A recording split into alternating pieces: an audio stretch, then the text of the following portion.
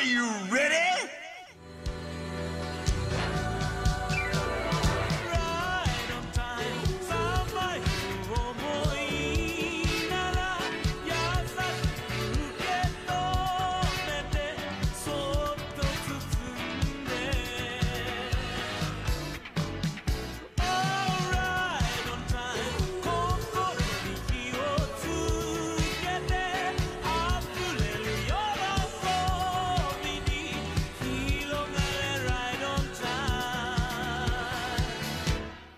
Hello everybody, welcome to another episode of, what did I call this series again?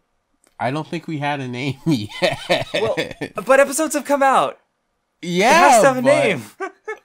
It's been so long since we recorded this and like thought about it that I still don't think we had a name. Oh wait, no. I think it was Professing Pokemon. Yeah, I did just remember. That's funny that like because if you look back on like the shoujo one and the Naruto one I just listened to, that like every time it's like, man, we sure don't have a name. And this time we're recording and we do have a name, but we still forgot it. So that's funny. Yes. So in case you haven't noticed, we are not in fact discussing what we talked about. What we said we were going to talk about, and I think we said we were going to play Mother 1 and 2. We decided, you know what? As much as I do want to go through all those other things, we're going to have more opportunities to talk about Gen 1, so fuck it. Let's actually play a Pokemon game on our fucking Pokemon podcast, because god damn it, I want to fucking play Pokemon. Yeah, Crash was so excited to finally get to Pokemon that he fucking... Like, as he asked me to skip ahead, and then as soon as I was like, yeah, you can skip ahead, he started playing it immediately. I literally started a new game. Well, because my physical copies worked. So yeah, I guess to start off, we're going to talk about a bit about our, like, personal histories with, like, the games that we're talking about. So in my case, Red and Blue were not my first versions. Technically, my first version was Yellow, which was also, like, my first video game that was, like, mine and not, on a shared family console, basically. And but I still played, like, we had copies of Red and Blue. I actually checked and I have files in them, or I had files on them when I looked up my physical copies. Surprisingly, the internal batteries still worked for some of them. Some of my physical copies don't, but I played through Red no problems physically. And yeah. What did you want to talk about with yours? I mean, I don't have any like super deep personal history with the original games, because I didn't grow up with the original Pokemon games. My first game was Sapphire, I'm pretty sure. Right, but like there's a possible small exception in that I know at some point I played either a Gen 1 game or a Gen 2 game, because I remember like the big fat cartridge going into the GBA and then like I remember it being black and white, so I would assume it is Gen 1, and it's because Gen 1's the one that's in black and white. And it was, and me and my brother were basically, what the fuck is this? Because it was so, like, it was so old seeming, and obviously I would assume we thought it ran slow, because, like, there's no running. You were used to having, like, the running shoes, and or accessing a bike by hitting select instead of hitting start, scrolling through all your items to a bicycle. So we were just moving all slow. And it was black and white, so we just, like, stopped immediately. I would assume that copy was, like, my dad's or something, because we didn't buy that. We probably just found it somewhere. And I don't know what happened to that copy. I don't know if we just fucking tossed it somewhere, and it's just lost forever because of that. But, yeah, we obviously didn't know. But what is interesting is that, because I've actually never played Pokemon in black and white, because when you play it on Game Boy Color, or in my case, a Game Boy Advanced, which is, I don't know why, maybe it wasn't every Game Boy Advanced, it does render color for it, but it's only like one or two colors. Yeah. So for me, it was like red and green. I don't know if you saw that or if you've seen that, because when I saw it, I think you posted a screen cap, but it didn't look like that on what you were playing. So, I mean, I was playing the 3DS, like, it's literally emulating the original version, so it doesn't, like, add color or anything. But I don't know why that version, when I played it back then, didn't have You remember color, it in black and white, at least, yeah. It was definitely not an original Game Boy. Right. The brick fucking Game Boy. It was definitely the Advance or something. Okay. Interesting. Yeah, I guess the biggest... go on. I would have to look into that, because I'm kind of curious, but But yeah, I think the biggest like difference that I noticed in like our experiences with these games is because like my first game was Yellow, which was basically the same game with some differences for sure, but overall like the structure and the dungeons and stuff are the same. Is I beat the Elite Four and captured Mewtwo in like 18 hours, and how long did it take you 32. to? Well, you also caught all the birds, which I didn't do. But that doesn't add that much though. I know, but I still went through the dungeons. Like I did go through the power plant, and I fought Zapdos, and I killed it, and I turned off the game because I saved before, and I was like, okay, never mind. I don't want to fuck with you right now. But how long did it take you to beat the game? 32 hours. Yeah, so like I don't know. I knew where I was going. I don't know why it had that big of a difference, but it did. I guess I don't know how else to explain it. I knew where I was going, but like I guess part of it could have been like, you know, I did switch out like 2 team members. Like I, you know, oh yeah, did you ever have to grind? I grinded a little bit, but it was mostly for the new team members when I changed my mind. Like, you know, I thought I was going to use a Fearow throughout the entire game, but Fearow was really bad. So but it gets mirror move, so it can do dog shit. The enemy's dog shit moves against the enemy after getting hit by them if it lives. Oh man, we'll talk about the mechanics. There's some, oh man. I don't know if I want to talk too much about when my team became, because it's like, you know, tell them what I actually like grinded up. I don't know if you wanted to get into that yet. But... We'll get into that, but I just to say, one different. I never grinded at all, which surprised me because there's some big level gaps, especially between like the last gym and the Elite Four. And obviously the levels in Victory Road aren't really like, they're not enough to get you to those levels by the time you get there. But I still like, I got to the Elite Four and I was like, I'll just try my hand against him and see how much I need to level up before I accidentally won? Huh. Didn't mean to do that. Oh well. That's kind of the fucking red and blue experience though, I feel like. Is expecting it to be harder than it is because the AI is dog shit and it's actually a baby game. And if you struggled with it, it was because you were actually a baby, or you didn't know certain mechanics like how critical hits worked, because critical hits are fucked. Yeah. Like, yeah. All right, go ahead. I do think it's like challenging for a kid in the sense that like a big thing about the game is like it doesn't always directly tell you where to go. Like it kind of just trusts you to like keep walking around exploring until you know where you need to go. Like. If you walked in this direction... See, I never thought about that because I just, like, inherently know where to go because of just how many times I played through it. And, yeah, I didn't think about that, actually. But it was also one of those things where, like, in certain parts I would think about it and be like, a kid probably wouldn't know you were supposed to do that. So, like, the game is, like, trusting a kid to, like, know that if this didn't work, you should do this. Right, especially I think the parts where I can see it being most confusing are with the strength puzzles. Especially like in Seafoam Islands, like, oh yeah, just push the boulders into the water, that so you can actually surf on it and the currents won't be too fast. That makes sense. Well, and maybe there are some NPCs who mention it, but it's definitely a bit more. But it's definitely try like putting boulders in there and it'll change the current. Okay, gotcha. Okay, never mind. Then see, I just don't remember that specific dialogue. But you know, still like that's a little bit obtuse. You know, so I could understand that even with the advice struggling with that for a little bit. And maybe the Pokemon Mansion. I don't. I'm sure there's some NPCs in there who talk about the button switches, but you know, it's still not too hard. But yeah, I don't know. See, and I was also, my mom was the kind of person to get strategy guides.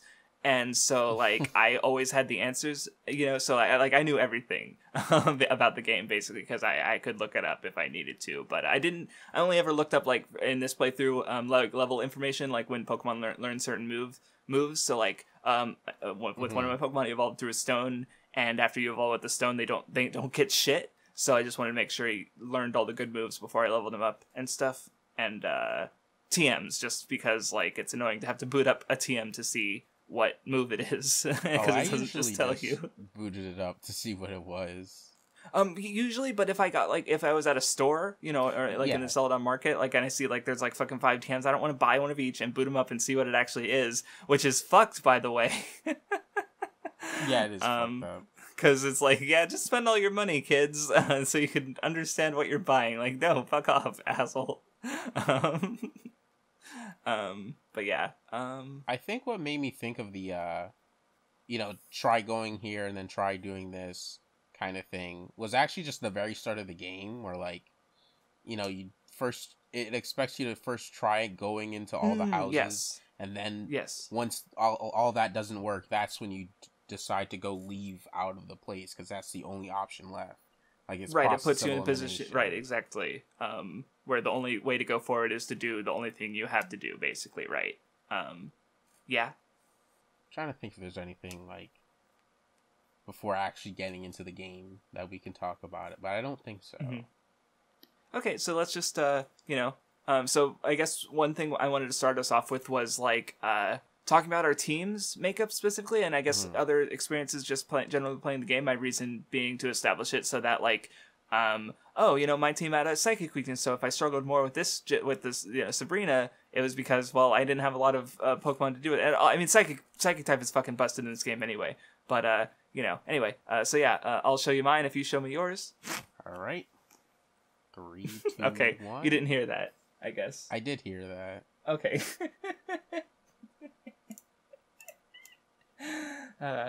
I've been sitting with the fucking jeans in my lap for 15 minutes, so I could do that joke. I didn't get the joke until you said that though, because like I heard the noise. I just thought it was a weird noise, but I didn't. Oh, maybe it didn't come across what it was. No, I get it now. All right, so I'll start with my good red Sprite. I couldn't fucking find the one from the game. Yeah, I think that. Yeah, we used the same website. There were different tabs and stuff. It took me a while to find the good red Sprite. The actual sprites from the games. That's an original Sprite. Like they have a section for that. So anyway, I'll walk through my team. So I started with Charmander, who I was gonna name him. Because a lot of my names are like, okay, I'm an edgy fucker. So the first thing I think of is edgy things, but I don't want to actually pick the edgy names. So I'll pick something else instead that's less edgy. So I named him Cali Heat because I didn't want to name him anything after like wildfires or directly. Because I was trying to think of fire related things, and like I live in California. Every summer the state is on fire, so I couldn't not think of it. So Cali Heat, sure, why not? So my Nidoking, I named him Venus. That's it. Venus with the B. Okay. Penis felt too direct. So my nicknames are shit. I know. Well, okay. No, I actually do like my Vileplume's nickname. I caught Oddish, and it's like, oh, it's the weed Pokemon. I'm like, ha. 420. No, I fucking hate weed culture. It's so fucking obnoxious. So I named him Donzo because he's the leader of Root. Oh, okay. Yeah. So Primeape, I named him Monkey Trouble without the vowels so it can fit, because he is a monkey and he is trouble. So Electrode was another, like, my first thought was edgy because explosives and terrorism, but I said to go with drugs. I named him Speedball because drugs. Less edgy. And then my Slowbro I named Special Boy because he is not slow, he's special. And he's also the strongest Pokemon on my team by far. I like he's that name. He basically soloed he beat 4 of the champions Pokemon single-handedly. And he could have beaten the 5th actually he could have. No, actually, wait, maybe I'm misremembering. I'll describe my champion battle later. But Amnesia is busted is why. I don't think anyone's surprised. He's one of the strongest Pokemon in the game. Anyway, go over your team. All right, my first was Venusaur. His name was Hashirama. Nice. I pretty much always name my Venusaurs Hashirama. I'll probably stop giving name, if I ever use Venusaur again for some reason. Not in this playthrough, but I won't name him Hashirama again. But in this playthrough of all the games, I'm considering it like a full reset. So it's like, I'm not gonna fucking shy away from reusing some names. But in the future that you used before, but you're probably going to avoid using duplicates in the is that because it's not even like I still have the saves of where I've had the Venusaur named Hashirama. So right. This is the first Hashirama. He's quote unquote the first one. I did a little mistake with my second name. I should have thought about it a little bit more. But so first of all, his name is Cream. Sandshrew. The Sandslash? Sandslash, Sandshrew. yes. Gotcha. And it's because I normally name my Sandslash Cookie. Because it's basically based on the name of a fucking like children's book that I used to read all the time. Okay. As a kid, where the mouse's name was Cookie. Okay. Not a mouse, but I don't care. Okay. A shrew is like a different whatever. It's fine. I get you. It's a rodent. It's the same racism we give Vindy when we like worm mouse jokes into it, but it doesn't matter. Anyway, go ahead. Yeah. So the idea was like, I've had one that's named Cookie, so he's cream. So Cookie and cream. Gotcha. It's good, but it's like, if I did the reset thing, I should have named this one Cookie, and then like a future one would have been cream, but whatever. You could do it the other way around. I did catch a fucking like HM slave. And he was he was a Sandshrew, so I named him Cookie. Even though it's like a little weird because the older brother should be the Cookie because it's the first, like, it's Cookie and Cream, makes sense. Not Cream and Cookie, but whatever.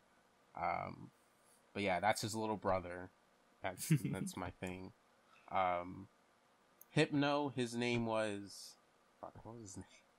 It was Hershey. Okay. Interesting. Drowsy has the little chocolate-looking bottom. Gotcha. Okay. And I thought, like, even though he does evolve and lose, like, the chocolate, I think he kind of still looks like a Hershey. So I feel like, it looks like a name that would fit him still. So it's like I kept it. Like I thought it was fine. The fourth one's a little bit of departure from the other names because it's more of a real name. His name's just Terrence. Okay. Just fucking Terrence. So. What is it, a Voltorb or Voltorb. like did you keep him did you just not level it up or? Oh fuck! I'm stupid. It's an Electrode. I don't know why I didn't fucking notice that I didn't. Okay, so we both use Electrode. Is what I wanted to. I just maybe if you want to fix it and so it can go in the proper one can go in the episode. I just I could erase this part and no one will know of your mistake. Wink. My Vaporeon. I named the Vaporeon Felicia. Don't really have I sometimes when I can't think of names, I just give human names to the Pokemon that feel fitting to the because I gotcha. Yeah, I know the name of your last Pokemon. Yeah, but, it's my favorite name of the bunch. Lashitma. He literally has an ass for a head, so it's like naming him after Guru Lashitma, the Guru of shitting. It just makes sense. Also, so this was completely unintentional, but I did not realize until like looking at this image like earlier today that all of my Pokemon have like some kind of reddish hue to their coloration. Like I see pink, I see purple, or red. Yeah, I was looking at it earlier. Wait, I played Pokemon Red version and I accidentally made all of my Pokemon have some like layer of pink or red or in their fucking coloration, and I'm like, God damn it. So that's only one shared Pokemon, and neat. Your team is much more well balanced because I have 2 poison Pokemon and a fighting type, which led to some interesting consequences because I did have a bit of an issue with Sabrina's gym just because lots of psychic Pokemon. Even Koga's gym had way too many psychic Pokemon. I'm like, you're a fucking poison gym. Why aren't there so many fucking psychic types here? I kind of like when they do that. I know. It caught me off guard. And I was like, I thought I would have an easier time with the gym because Primeape has Dig and Nidoking had Earthquake. So I was like, I'm good. But yeah. But the interesting side effect is that the AI is busted. By which they will use super effective moves even if they don't do damage. So if I heard about this because someone was talking to me about Twitch plays Pokemon, and they beat Lance because Venomoth is a poison type, and so the Dragonites kept using Agility because it's a psychic type move. And I literally just okay. So I didn't even use Nidoking, who was my Dragon Slayer with Blizzard. I used fucking Primeape, and he just they weren't attacking him with because they were using Agility, and because he's a fighting type, which is so stupid. And I also had the same issue or the same thing with Voltorb and Electrode because they would use Light Screen. And I'm like, why are you doing this? This isn't doing anything. And I realized why. It's like, motherfucker. Speaking of jank mechanics, I also, because Electrode is, so you probably noticed this too, that he got a lot of critical hits. So in case you don't know, in Generation 1, critical hit rate is based on your speed. So you raise critical hit rate through moves like agility. Not focus energy doesn't actually do anything. Whenever the fucking NPC used focus energy, in my head, I laughed because they literally just wasted a turn. They might as well have used splash. The game just doesn't work. It is broken in several ways. I will. So like, I will defend the speed equaling crits thing because it actually makes a lot of sense because it is. Oh, I think it's really cool mechanically. It's just like it's obviously not intentional because focus energy is in the game and it does nothing. Because it's supposed to raise your crit rate, but it's unintentional or not though, because it's like the logic behind it comes down to like, you know, crits are looking for the weakness of it's like hitting the weak spot. That part, okay, gotcha. So being I definitely that makes sense. That. Like I right, think that makes sense on purpose, but I mean, I think it, you know, at least focus energy being broken is that's definitely not. that's not intentional, but yeah, that being faster, you know, having more crits makes sense but it's to the point where like Electrode has like a 26% crit rate, and then I think Mewtwo, Aerodactyl, and Jolteon have like 25%. So that's 4 Pokemon in the game who just crit fucking 1 out of 4 attacks, basically. Except I still think various things are just like, I don't know. Because apparently, so like say you use Mewtwo and you use Amnesia 3 times, if you crit, you will actually do less damage because it doesn't stack all the multipliers. And I didn't check, but I suspect that it might not even stack like critical hit with super effective moves because I know for a fact I used at least once I used a super effective move, and it got a critical hit, and I felt like it should have done more damage, but it didn't. So that's just like it's a suspicion. Another thing that's busted about the game is like type interactions. I don't know if you noticed, but there were times where I felt like a move should be neutral or super effective or not very effective, and it wasn't. Yeah, so I suspect that maybe it like only picks like one of the types, or it goes on and maybe it goes to a primary type first, checks if it's super effective, and then if it's neutral, it goes to the second type or something like that. It's just, I don't know, it's weird, like using poison type moves on, you know, poison Pokemon and sometimes getting super effective, sometimes getting not very effective, and everything I know is a lie because I've memorized the type chart basically, but it's wrong in this game, so I had to adapt, you know. But just wanted to talk. Yeah, I do know that I've hit Pokemon with something that should be neutral, but it was super effective just because, you know, it doesn't take into account the other typing of it resisting the thing, so it just took into account the super effective part of it. Right. Yeah, this definitely happened like a lot. But or like I don't know, I've used poison, like if you use a poison attack on a bug poison Pokemon, it should be like double not very effective, but instead it was super effective because apparently bug is weak to poison in this game, which does make sense, but is awful for game balance because bug obviously the elephant in the room is psychic type because it's 2 weaknesses, bug and ghost. The best ghost move in the game is Lick because Nightshade just does fixed damage. The best bug move, the best bug move is Pin Missile, which no Pokemon gets except like fucking Jolteon, like and fucking Beedrill. Yeah, like what Beedrill being and Gengar both being weak to psychic attacks by virtue of being poison types. So yeah, obviously like you have Hypno on your team, so yeah, the best way to beat a psychic Pokemon is with a psychic Pokemon. Yeah, so, I kind of used Hypno, but like I really relied on Sand Slash just because like he was so physical fast attacks. And physical and like it usually took care of it, but sometimes I would use Hypno. Yeah, because for me it was like, you know, Charizard's fairly strong. Electrode was, you know, like how I beat the champion was I sent out Electrode. He defeated the Pidgeot because he has the type advantage. Then I paralyzed the Alakazam, swapped into Slowbro, used Amnesia 3 times, and then I beat all of his Pokemon up to Exeggutor. And then after that, all was left was his Blastoise. So that was how that went. Honestly, like how what level were you at when you beat the Elite Four? I had like level 47, level 48, level 46. My lowest you were even lower than me 43. then. Okay. Jesus. Okay. See, I was like all my Pokemon were like comfortably in like the lowest was like 46 when I started, and the highest was 48 or 49 when I ended, I think. So, but yeah, I like 2 and 50 at the end. Okay, gotcha. But yeah, it just like worked out really well. Where I feel like I had like one Pokemon to counter each of the Elite Four at least. even if I didn't use that one, because like I said, I feel like Nidoking was my Lance counter, but I ended up using Primate because if he just uses agility, it doesn't matter. And then I did have like a kind of a cool moment where because obviously in the first rival battle I defeated his Squirtle with my Charmander using Scratch. But how the last fight worked out is I sent out Vileplume and I got the Blastoise into like really low health and he killed it with Blizzard. And then I finished it off with Charizard using Slash. So I was like, ha, it started the way it ended, or it ended the way it started. So I don't know.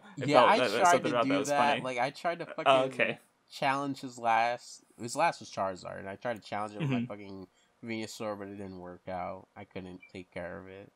Charizard's pretty. Yeah, well. Yeah, it flamethrower. Yeah. And he fucking used flamethrower on the switching. Because I thought at least fucking... that reminds me of how... So, yeah... they know what you're going to switch in. No, it's not. It's not. I think the AI chooses the move right before they use the move, basically. So it's not as much as he predicted switch in, is that the move wasn't decided until after you switched in. And I think this is true because... I noticed this fairly early when I was fighting Brock, even. I think I used my Nidoran, and I hit him with a pin missile, and a poison sting, and it poisoned his Pokemon. But he's obviously I'm fighting Rock type, so he's faster. And then on that same turn, he used a full heal. Mm-hmm. So it's not that he predicted he would be poisoned. It's that he literally just decided, like the AI decided the move then. And in general, like.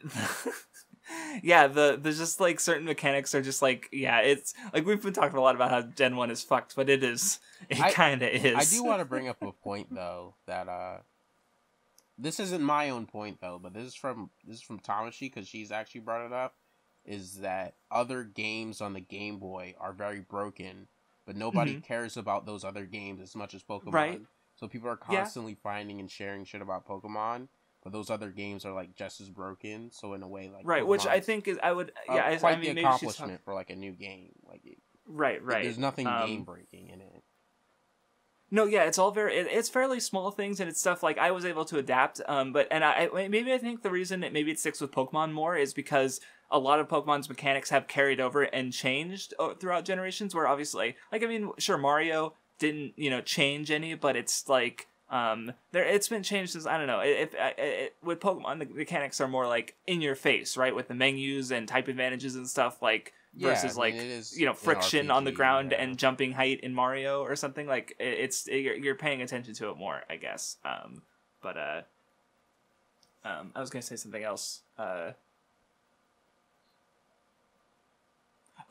just hate how like I think this is how like certain mechanics like the status effects are funny because like if your Pokemon is poisoned and you make the other Pokemon faint, the turn just immediately ends and you don't take damage from poison. Otherwise, you only take it when you attack or have a turn, basically. And I think sleep works the same way. Like honestly, the most I struggled in the game was probably the 4th gym because they all have grass Pokemon. All their grass Pokemon will hit you with statuses, and then they'll use.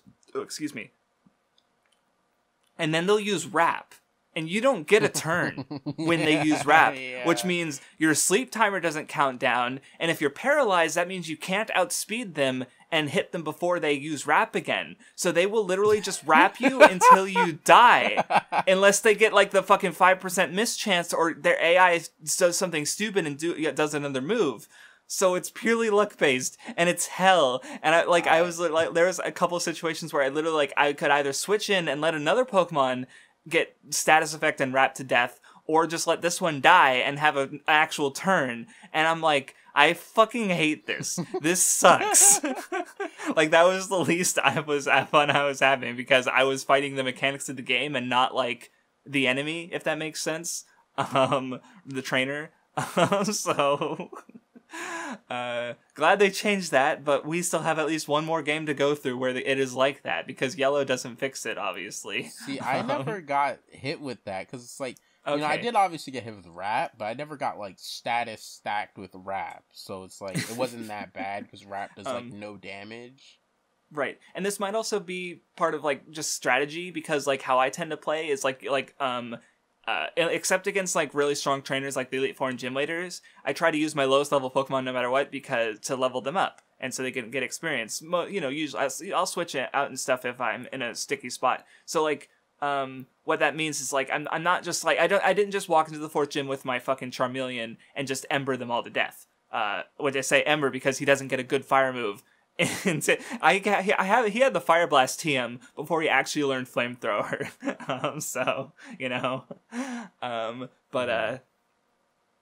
But yeah, because I wanted to level up my other Pokemon, and so that meant like not having not great Pokemon against them, and then getting like wrapped and hit with status effects and stuff when normally I could, if I used a flying or fire type, I would have just swept them, right? But yeah, I'm trying to think of what other experiences like that I had, like specific ones with my team. I did have some experience in the early game where I was like actually having somewhat of a difficult time because I was refusing to catch more Pokemon because I had at least some Pokemon in mind that I wanted. So for a while there was just a time where I was mostly using Bulbasaur / Ivysaur and Spearow / Fearow. And fucking Fearow got so bad after a point because all he had was Peck and like he was doing no damage, and Bulbasaur / Venusaur at a point they're also really weak because obviously I don't get like a better grass move other than Vine Whip for a while, and right. Venusaur and grass is kind of like I'd say of the main 3 types, grass is probably the weakest. Offensively, like so, the strongest and defensively hitters. So having like he is, he does have some bulk to him, but it's like when I only have Fearow, I have nothing to hit hard. So it's like I'm actually having a difficult time because these are the only 2 I was using. Right. See, and that wasn't a problem for me because because I got Nidorino and he didn't have any good moves that I liked, so I basically evolved him as soon as I got the Moonstone, and he leveled up to 16 pretty much. So I had fucking a level 16 Nidoking basically, so I was not hurting for like physical strength pretty much because he's a fucking fully evolved Pokemon that I had right before the 2nd gym, right? So and of course Charmander are pretty decently tough too compared to like Bulbasaur. Even though, again, he didn't get a good fire move. And he also never got a flying move, because in red and blue only, not in yellow, Charizard can't learn fly. Which is like, so that I was going to bring up another general sore spot when talking about older Pokemon games is, or transition rather, into HMs. Because they're very, contentious. But I guess my experience with them is that, like, I mean, maybe it's just because I grew up with these games and I, grew accustomed to it, and so I don't mind it. But like, I guess it's like, and because in a way it's almost like 2 not very good things working together to actually like make sense, if that makes sense. Because like, HMs, you kind of need them for certain parts of the game, and the second part is your Pokemon don't actually have good moves. And so, because I don't know if you had that problem too much, like you did in the early game, but like I don't know how much you had in general, where just like Pokemon just don't get fucking good moves in this. They get like 1 or 2 maybe from level up, and then maybe you'll have some TMs. But like I literally just like, I don't know. How did you feel about the general move pool options for your Pokemon? I mean, it's definitely not good, but it was, for me, it was more so just like waiting for when I would get the better moves instead of just never getting the better moves.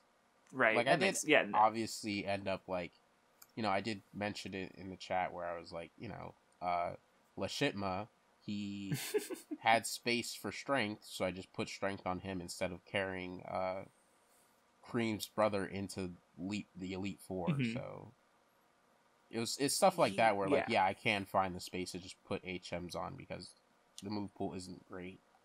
Right. And strength actually helped him out too, because it was like all he really had was fire moves. Like he had fire punch, see, that's one of the fire blast. No, that because with my stance on the HMs is like, I don't mind having them on my even main party Pokemon as long as there's like some use to the move. So to go like, Cut, I like to put on my grass Pokemon, because that way in mirror matches against grass Pokemon, they can only they can't do shit, because grass Pokemon get pretty limited move pools. And, like, their powders stuff aren't going to work. Their grass moves aren't going to be very effective, especially not against grass poison Pokemon. But then with Cut, I have a normal move and a move that can hit them neutrally. So like with my Vileplume, you know, he's perfectly capable of taking out other grass Pokemon. So I don't mind having that. Fly, I couldn't use because Charizard couldn't learn it. Yeah, I just gave it onto another Pokemon and used him as, like, basically that was my 1 HM slave. I got Aerodactyl on Cinnabar Island, and I just used it as to fly when I needed to, because, you know, I only floated at Pokemon centers where I could trade him out again, so it's not like I needed to use him in battle or anything. But and yeah, the game's fairly small, so even if you don't have fly, hopefully wasn't too annoying to get around. It wasn't too bad to get around.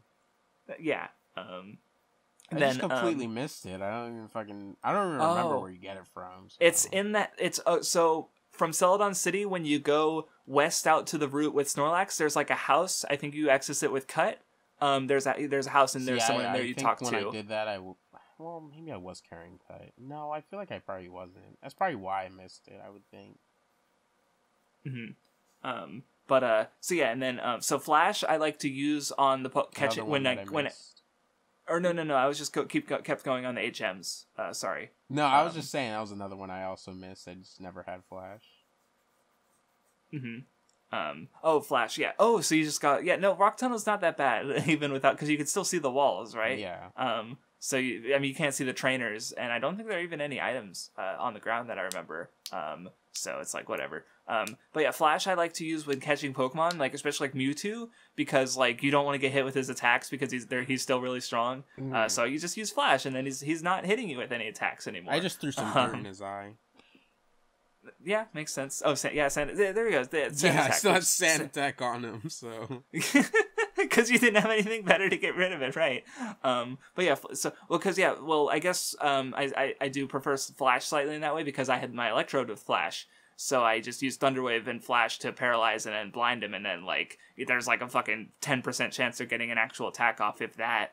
Right? So, really helpful for catching Pokemon, and just weakening strong Pokemon in general. I guess, like, if I was, like if the champion's Blastoise was too much for me or something, like, obviously Electrode would just be able to zap it, but, you know, I just, as a debilitating move for emergency situations, I guess. A Strength isn't that useful because it's a nice new, like, yeah, in your case with Magmar it was useful. For me it was my Primeape, and I get like I don't know, his attacks, he had between Karate Chop and Dig he could hit most anything neutrally anyway, so I didn't really need Strength, but you know, it's not bad. It wasn't the worst thing. And Surf's just a fucking good move, honestly. Like, yeah, it's actually like a staple water move, and it's really cool that the 1 HM that you know, the one good water HM is across the series probably.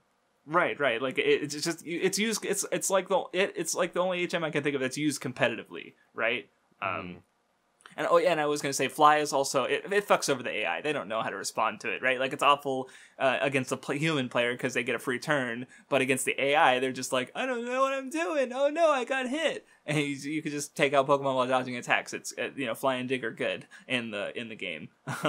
So that's my stats on HMs. Is like, if they have a utility and are just generally a useful move, I'm perfectly fine with having them. And honestly, Gen 1 kind of has like some of the best balance between like with the HMs as like utility moves.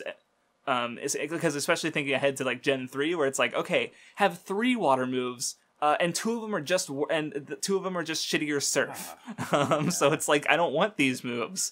And is so fucking bad. Holy shit.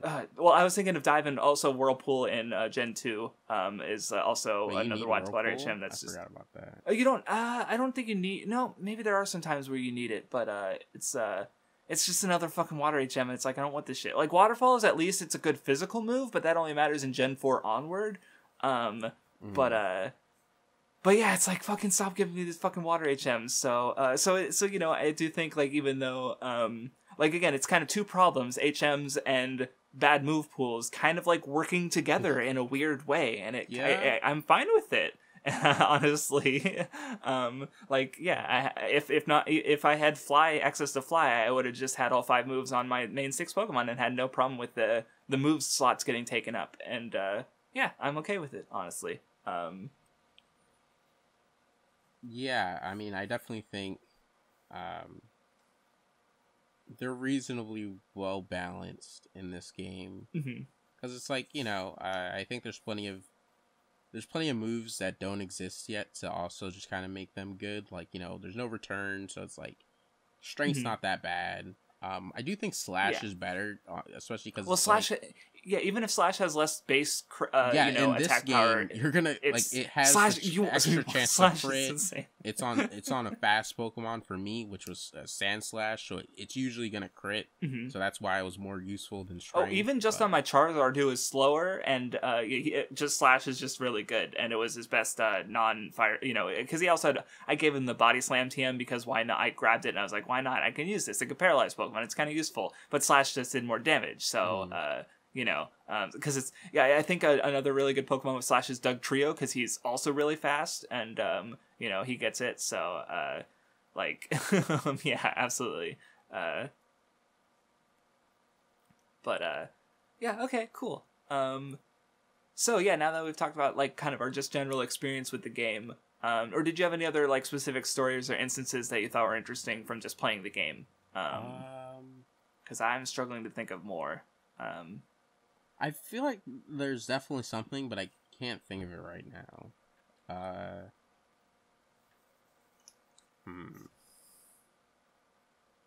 Oh, I mean, I guess. Well, I don't know if this is part of the game, but I thought it was kind of, in a little bit. I thought it took away from Blue being the champion when you just fought him right before Victory Road. Like, I don't think it's like.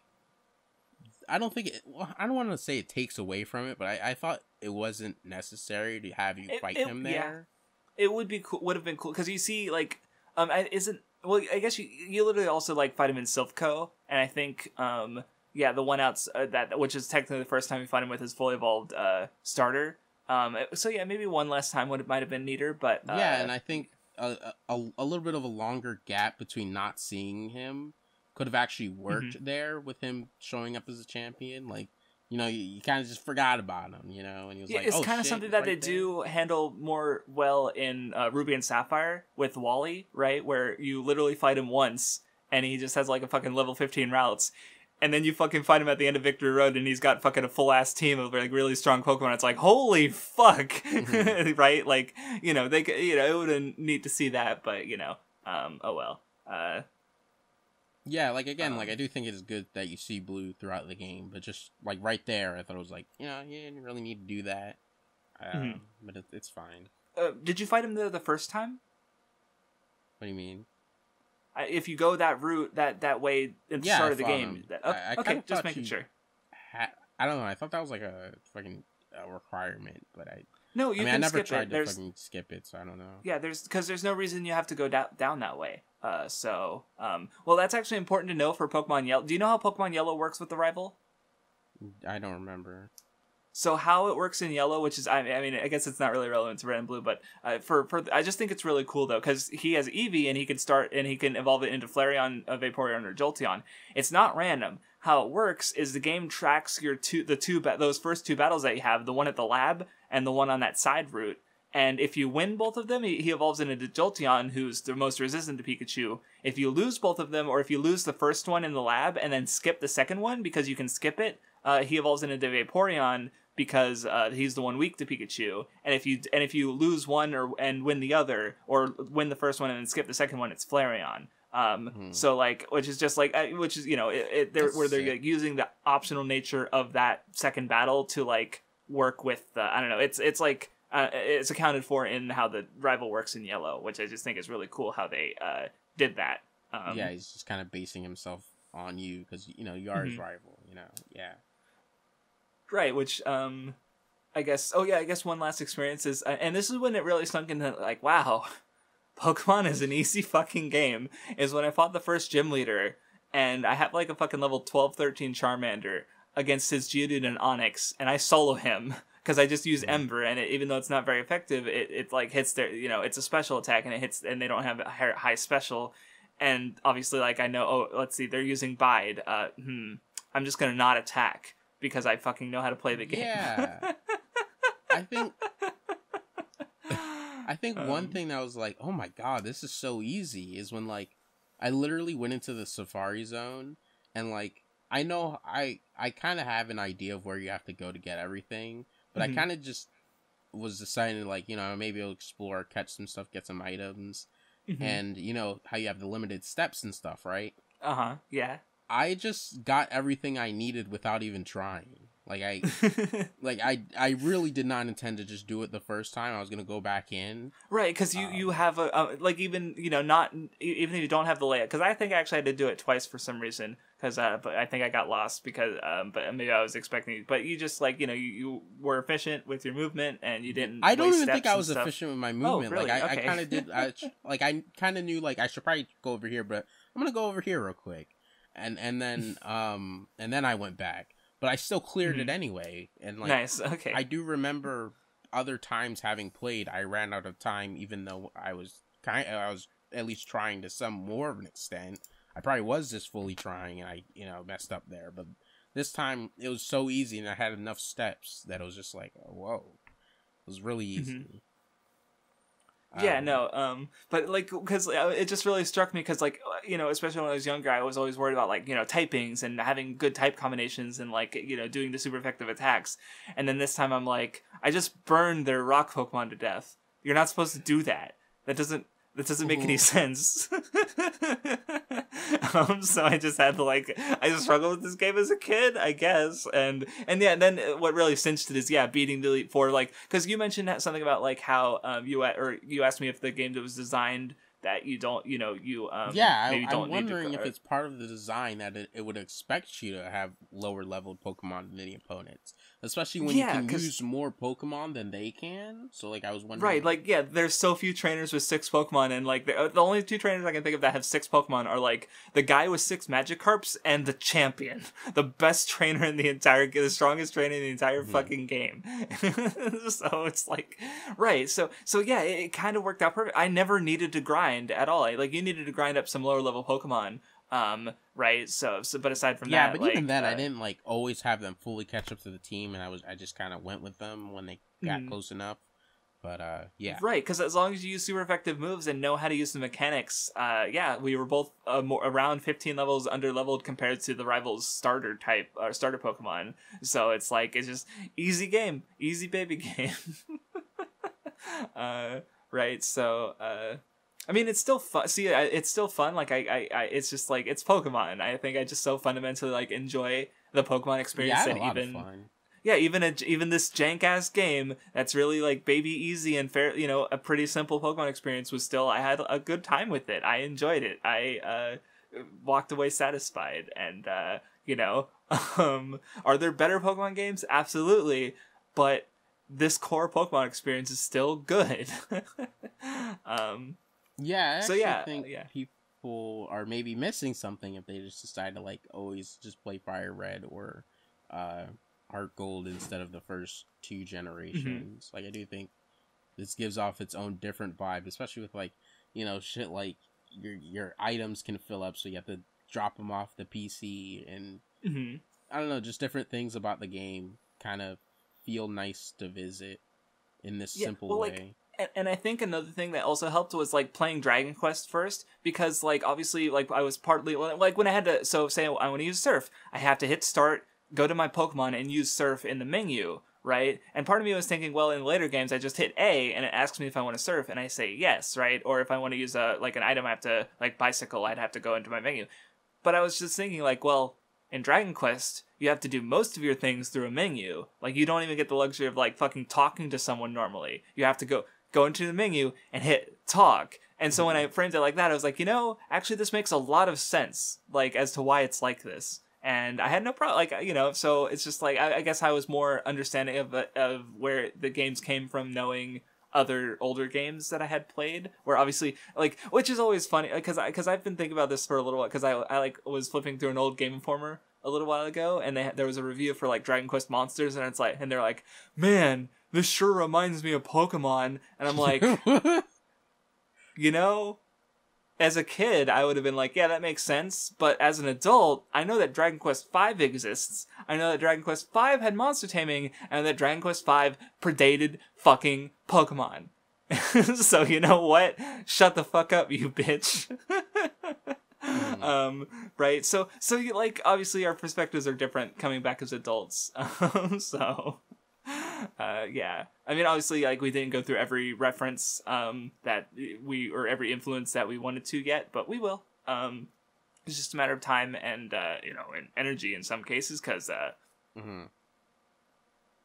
some of those games are, yeah, not the best to revisit. Well, not revisit, but, play for the first time. But, so yeah, I guess, so aside from general experience, what else because I feel like we did cover at least some of the things I wanted to discuss just in talking about, like, how our experience with the game kind of helped us notice certain things. But, what about the more general stuff? Like, with, I'm trying to think of what I have to talk about. Well, I mean, I have something to talk about, but I don't know if it necessarily fits into the topic you wanted to focus on. I was just, I mean, at this point, I was just thinking, like, okay, we were mostly done talking about our specific experiences, so I was just trying to think of more general things, like, narrative or, structure, I don't know, like, what depends on, like, I guess, just jump into something. Team Rocket, let's talk about them, because, I mean, I think people are a little bit, maybe, nostalgic towards them, which, in general, Generation 1 gets a lot of that, but I think people go, like they just, like, they're just basic criminals, right? They don't have these, more complex motivations, compared to, like, the environmentalist debate in Gen 3, or Cyrus wanting to, like, remake the entire fucking universe, or, Gen 5's, like, interesting, moral discussion. Like, these guys have business cards, and their business cards say Team Rocket, evil criminal organization. Like, fucking half of the Team Rocket members mention, like, dude, we're so evil. Oops, I'm evil, and it's fucking silly. A lot of them... I'm not saying people are wrong to like it, but it's just so, it's very cartoonish. Yeah, they're right? goofier than people give them credit for. Yeah, I also use the word cartoonish for them, because, like, Giovanni is so cartoonishly evil in both the games and the anime that it's actually insane that, like, nobody's ever pointed this out, and people, like, always take him, like, so seriously, it seems like. Because it's like, in the games, he's like, I don't know, when you beat him, he acts like a child.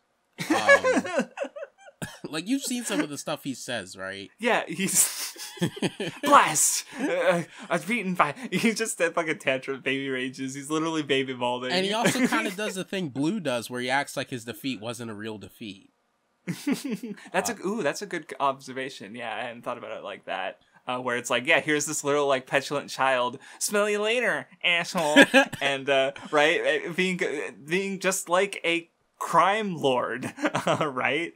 And just having the same kind of temper tantrums, and just that's a good point. I hadn't thought about that. I also think, like, like, again, like, another thing he does like Blue, he's like, I'm the strongest trainer in the world. Like, he says that when you challenge him at his gym, I'm pretty sure. Or maybe it was at Silphco. I'm pretty sure it was at the gym, though. Yeah, I don't remember when he specifically said that, but yeah, it's right. Like, he's definitely overcompensating a bit. But I guess another thing I was thinking about is, like, both them being cartoonishly evil, and I think because people think about, like, because the Pokemon Tower, right, where they had, like, literally killed Marowak, and were, like, actually, like, killing Pokemon, and I think people definitely go, like, whoa, they're cartoon, because they're kind of that is dark, all things considered. But I think, especially, like, with us having read, like, a lot of shonen series, and me having watched, like, we read Kamen Rider, right? Like, here's a story in which a guy is, like, mutilated and turned into a cyborg, and literally fights, like, an evil, like, cult that has ties to the Japanese government, and is, responding to World War II, and it's like, yeah, this is a children's series. This is Kamen Rider. It is literally aimed at 7-year-old kids. I think, like, going into is very possible in Japanese children's series.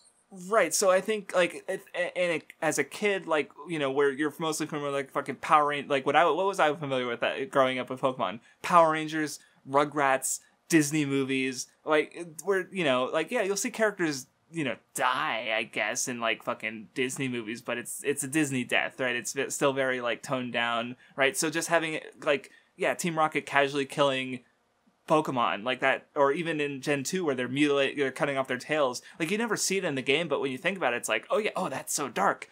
but you know, obviously coming from like, you know, seeing these, reading shonen manga and watching please watch some tokusatsu. People just die. Like, they just fucking get hit by acid and melt into skeletons. Ultraman Leo is in particular kind of infamous because there's an episode that apparently what happens is a child watches his dad get cut in half in front of him. This is Ultraman. This is what a very popular children's franchise. This is just normal, okay? Like, it's like that was one thing that I guess one of the areas that having the influence in mind really like helped me frame, because we haven't talked about Ultra 7 yet and how it's an influence for Pokemon, though we will when we did talk about Kamen Rider. But it's like it's you, like, that's what Team Rocket is. They are fucking tokusatsu villains. They are goofy. They even in the later games, they actually kind of have the same structure, because how you'll notice in like you watched Flashman, right? Where they had the leader, the Emperor guy, and then he had a bunch of lieutenants, right? And if you think about in the later Pokemon games, like starting with Gen 2, right? There's like, Gen 2 only had the lieutenants, and because they didn't have a leader until, the Gen 4 remakes. But then like when I think of like Team Galactic, right? Like there's Cyrus and he's the leader, and then he's got his lieutenants, Mars, Jupiter, right? And that's just kind of how like I notice a lot of these tokusatsu transforming hero enemy teams are structured, where they have a big bad and then they have a bunch of lieutenants, right? Because that's who these guys are. They are the fucking bad guys who the Super Sentai and Kamen Rider guys fight. That's what they are. And here's Team Rocket being these goofy ass fucking Toku villains. So that just really, it struck me for sure, because they are really cartoony and silly, and it's funny. Like, I don't dislike them, that's the thing, but I definitely think people maybe overrate them a bit, or don't think about too much about like why they're like that. Right, because they don't know, because no one fucking watches Transforming Heroes stuff or knows about it. Even with like the Pokemon anime, I feel like it's not even that like they changed Team Rocket in a certain way. I feel like it is just like in part how they've been envisioned from the start. Like, especially with how fucking Giovanni acts like in the fucking anime. It's just like, okay, dude, like he, like, I need to capture all the Pokemon and fucking get riches, and like he's so like basic in his evil, and like he would be right at home as a Kamen Rider villain, right, or something like that, right, where he's or in some kind of like against the trend, right? Well, and I was just think about how how Jesse and James get introduced, right? They do their roll call with their specific speech, and right. Yeah, there's even like Team Rocket members in the games that are like a little bit like that.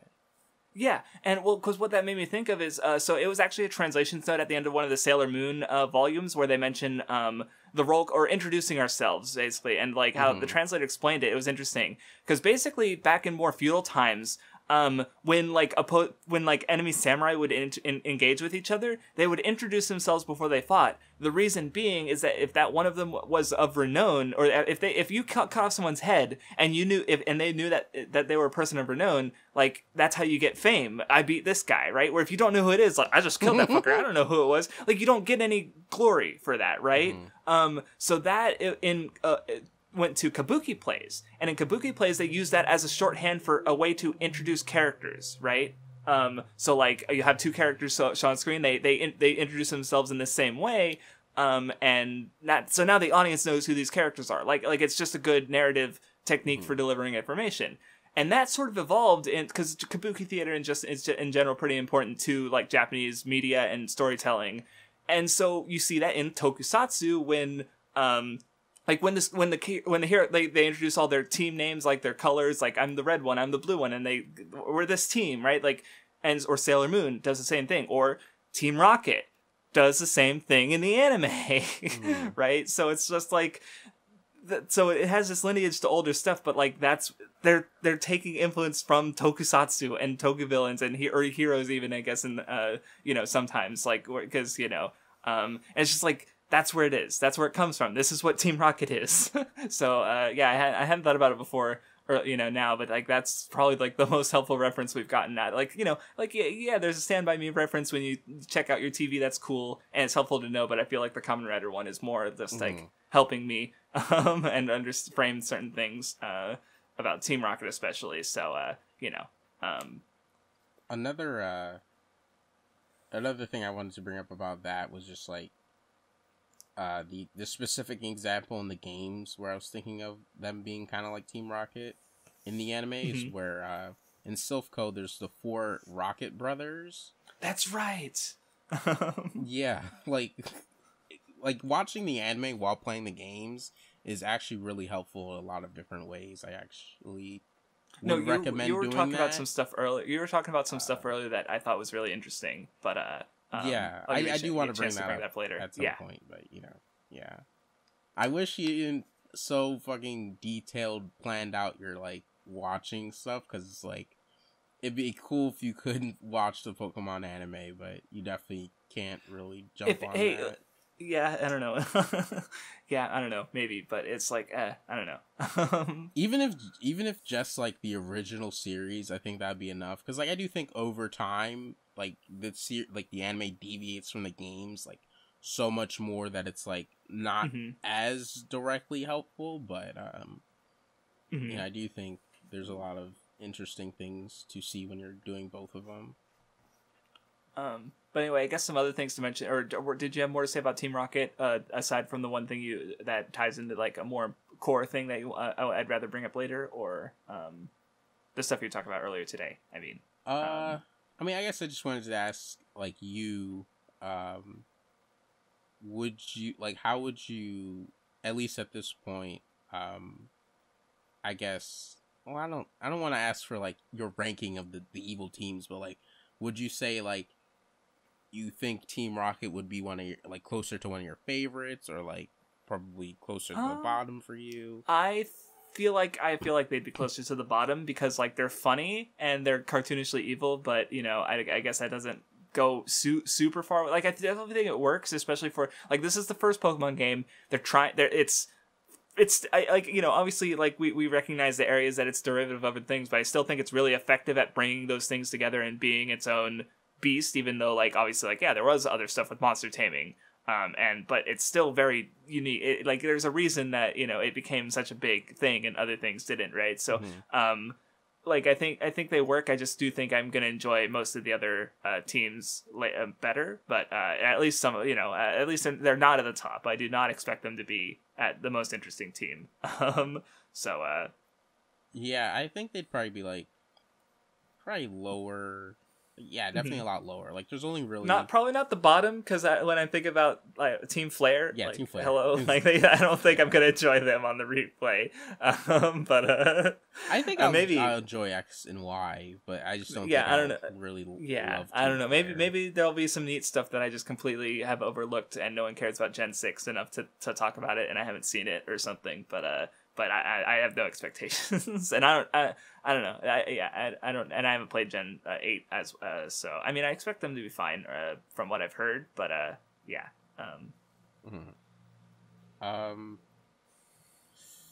Oh yeah, there's a couple other like mechanic things that I thought of that we didn't really like bring up. Go for it. That's fine. Trading. I mean, I don't think obviously we didn't engage with trading, but like. I do think it would be good to at least bring up the idea of trading, just because it's like it is such a core part of the like at least the initial appeal of Pokemon and like initial like popularity. Like I think it was too important to the games to like not have like trading in them, just because it's like like the idea like I don't like is Pokemon the first game to like the first game to have something like trading in it. Because I know there's probably like carrying over save data and using it in other ways in games. I see. I think so, because apparently it was inspired because I think someone was playing Dragon Quest and they were trying to get a rare item drop, and or like one of the developers I think, and one of their like someone they knew had multiple but apparently that it's. Yeah, so that inspired the idea of like trading over items between save files of different the same game basically, which obviously would have became the idea of trading unique like Pokemon, because like if you look at our teams, like we both have version exclusives, right? So and I do think we are going to mess around with trading when we get to the games where we can trade with each other, but that won't be but we won't get to that for a while, because like and I might, like, if I have the capability, because I still have my fucking link cable and multiple, like, game consoles, so I could potentially, like, trade with myself to, if I have, like, if I want to use, like, a fucking Alakazam or something like that, in yellow or something, I could. I don't know if I will, but I'm just saying that's an option, but, yeah, I'll probably do that when I get, like, later in the series where I can actually trade with myself, because right now I can't trade with myself. Right, so, yeah, because yeah, it does date the games, right? Like, because nowadays, if you, like, say you wanted, I'm gonna get all 150 Pokemon in red and blue, good fucking luck, asshole. Because you can't trade it on an emulator. I don't think you could trade on the. Can you trade on the fucking virtual console with someone else with the? You can trade on the 3DS virtual console because it just becomes fucking like wireless. Okay, so but you still need someone else with the game or another. So you still need two systems. So. Right. So it's easy. It's more doable, but it's still tricky, right? And just shell like a few $100s for physical copies of the game and a link cable and two game systems to link between, and it's like, yeah, just good luck. That's right. So I agree that it really helped the social phenomenon of Pokemon, right? Because it's not just a game you're playing by yourself; it's a game you're playing with other people, right? Because you're battling with them, you're trading with them, and sharing the wonders of Pokemon with them. Yeah, it's like I think there's so many different things that come together that made like Pokemon successful, and it's like the stars really align for them, because it's like I do think they obviously came up with these individual ideas as like, yeah, this is a really good idea, or like, yeah, this would be really cool to do, but like how they stack together in a really great way is like actually like fucking insane. Like just like, having really good like cards, like Pokemon cards are a big thing, like, collecting Pokemon cards, trading Pokemon. I think the Pokemon anime is like really fucking good. Like it's really well done and adds a lot to the fucking games. First Pokemon movie was a fucking big deal. It was like it was first like a 10-year-old at the time. It was like your Star Wars. It was your it was the biggest thing you'd ever seen, right? Seeing fucking Mewtwo, the most hype, insane Pokemon in Generation 1, like the strongest Pokemon in a movie that, like, thinking back, looks pretty visually good, right? And just like, and you cried when Pikachu and Ash died, and Pikachu was crying over it. Everyone did. Like, it was a big deal.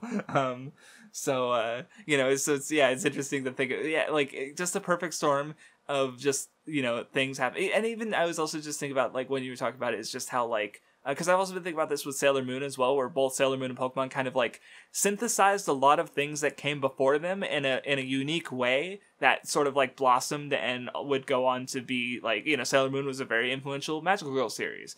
Pokemon, literally one of the biggest franchises ever. And like, it's fucking insane. But it's great. I also think like the typing idea in general worked out really well, because like in like an RPG,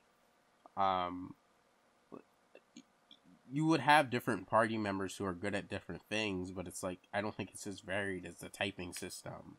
No, and I think that so many different Pokemon, and like there's no like set this is the best team to use for sure. Like even with competitive, there's so much variance that it's like it's mostly in the later games, because in Gen 1 there are obviously right.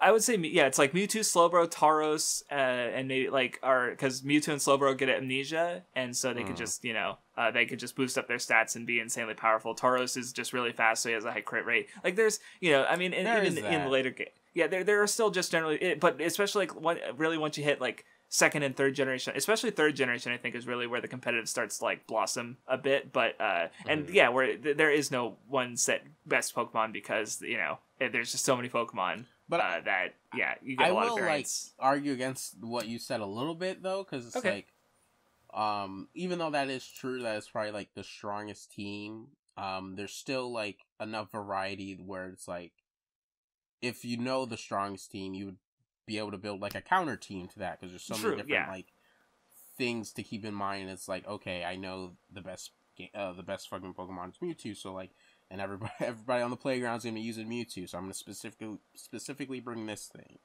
or like everybody likes to use Charizard, so I'm gonna use this, and like I do think once you really get into all of that, there is some variance there, even if it is more limited. No, yeah, I definitely think like it's definitely at its most limited when it's like Mega Kangaskhan. I remember was a big deal because when they were testing it on Smogon back when Gen 6 came out, because Mega there were definitely counters, but it's still like if it's to the point where every team has to run a counter or you're just gonna get destroyed, then even if there are counters, then it's still like not healthy for the metagame. But that doesn't mean like there's no variance, right? There's less variance, but there isn't no variance, right? And yeah, even in competitive Generation 1, which does exist. Like there's still smoking move listings and stuff for all these old, the jank mechanics and all the bullshit. And, they like that, like when I looked up crit rate, it took me to Smogon because like that's where they had the detailed write up on how critical hit rate works in these games, because it doesn't work as you would assume. Like you would assume that focus energy does something, but it doesn't. Right. So yeah. Yeah. Like, I guess since we're go on. Oh no, what were you gonna say? I was just going to change the subject a bit to, because you mentioned Pokemon types, and yeah, I think Pokemon types, because like at the end of the day, it is basically rock, paper, scissors, but it's like such a, but I think really having dual types made it just like that much more interesting, because like I think people are always excited to see like, oh, what would this yet unseen type combination be like? Or like Gen 8 gave us our first electric poison type Pokemon, anything, so that's something that's cool. Like even if it's not the best type combination, like I just thought about kind of times 4 week to ground, but it's still like cool to imagine like what could that even be, or what options do you have for that type combination, right? Because like, and it does add to the rock, paper, scissors element, and just, because when you get those really interesting type combinations. But I guess what I was also thinking about with the Pokemon in general is just how like, I guess like when you go to Celadon and there's like people talking bad about the game corner, and yeah, it's actually run by a criminal organization, but also you can still gamble. You're even though your character's a child, you can still play the slot machine. And I thought about it, I was like, I don't know, it's just like, I don't know, it's just kind of there. And what I was comparing that to is just how like, because there's, like if you surf, I think if you surf you can find Grimer in the Celadon pond, right? Which implies that it's polluted. It is a toxic pool just sitting in this big city. But also the Pokemon are just like a part of nature, and they're still like, it's not like these are evil Pokemon. Like, yeah, I guess Team Rocket uses stuff like that, but like they also use fucking Rattata, which is like one of the first Pokemon you find in the game. So it's not like they use the, like, they're, they're evil, therefore Team Rocket uses them. It's more like, these guys have their preferences and they're just a part of nature because you can use them too. Right, and the other thing I was thinking about is Mewtwo. Like, he's the result of this genetic engineering, or Porygon, who's this digital Pokemon. Like, you have these Pokemon that are like the result of humans and human actions, and I guess, and they're just as much a part of the game as any other Pokemon. I guess is just what I was thinking of, and how I think it's kind of interesting, and just how like, Pokemon are nature, and here's like, it's, I guess it reminds me of how like, because I've heard with dogs, they evolved with humans and we've bred them, we've made them a certain way, almost like how dogs wouldn't exist without humans. And so you have Pokemon that are also kind of like that, in that, Grimer wouldn't have existed without humans, Mewtwo, Porygon, they wouldn't have existed without people. So, which of course goes into like, the core idea of Pokemon with like growing with people, or people growing with Pokemon, and, Pokemon growing with people as well, right? Like, which, of course factors in, because, that's how you beat the rival, because friendship, as Oak so plainly states at the end of the game. Yeah.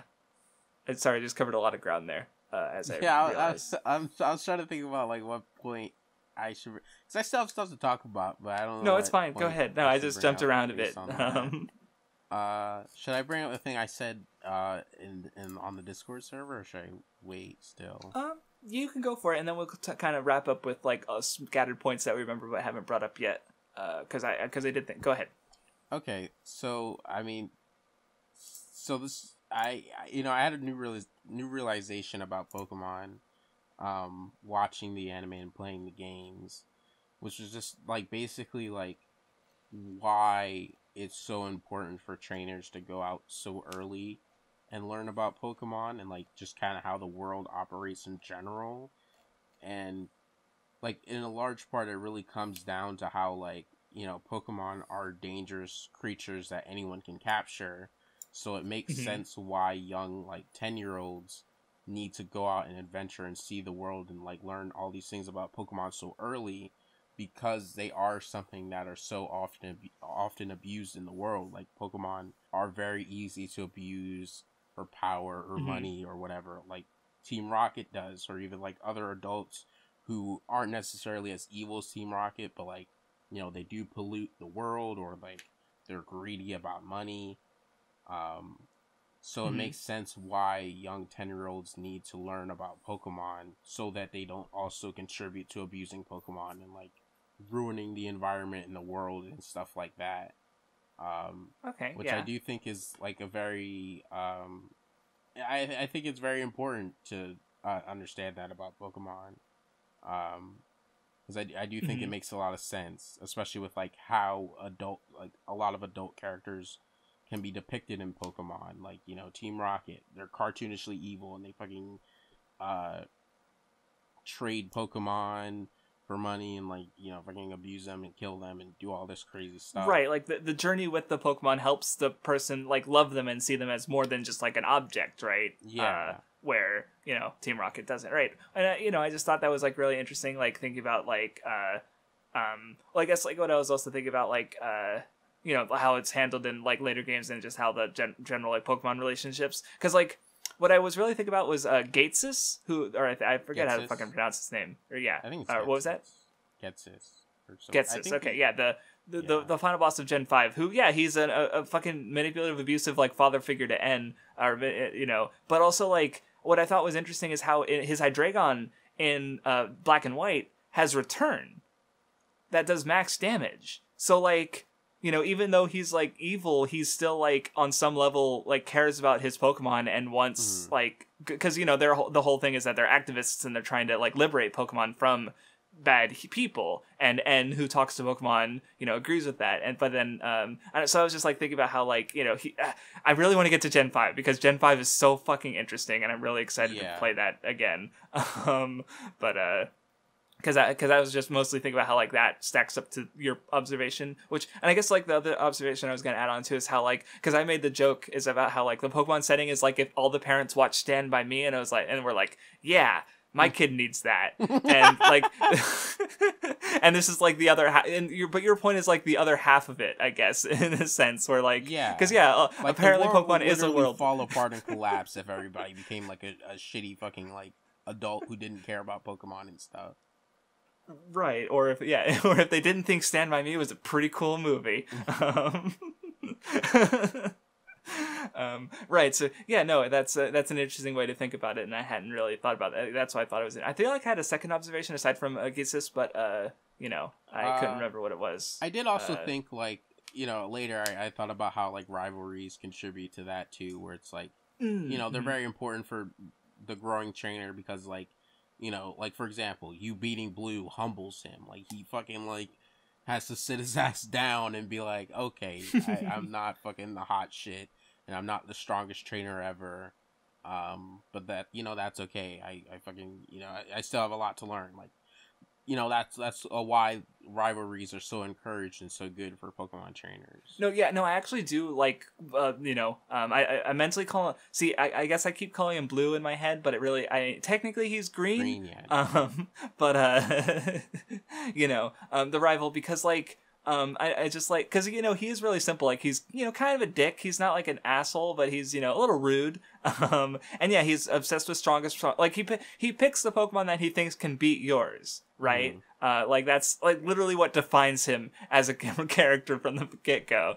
But the other thing I was thinking, I just you know, maybe you mentioned it and I forgot about it, but is how like, because he's literally always ahead of you, right? Like, you go to every gym and you read the little note at the front, and it says the people who've beaten the gym, and it's always your rival first, and then you after you do it. And then you always like he's and obviously whenever you bump into him, like you meet him at the SSN, and he's this captain was just a sick old man. You know the lavender the Pokemon Tower, Silph, like he's always there before even the fact that like when you go to the Pokemon League, it would have been cool to have the bigger gap. But you still see him and he's already talking about having gone up to the league and stuff, and he's preparing for his Elite Four challenge. In that one instance, if they did still include you seeing him, he actually says, I don't have time to fight you right now, or something like that. I have more important things to do, or whatever.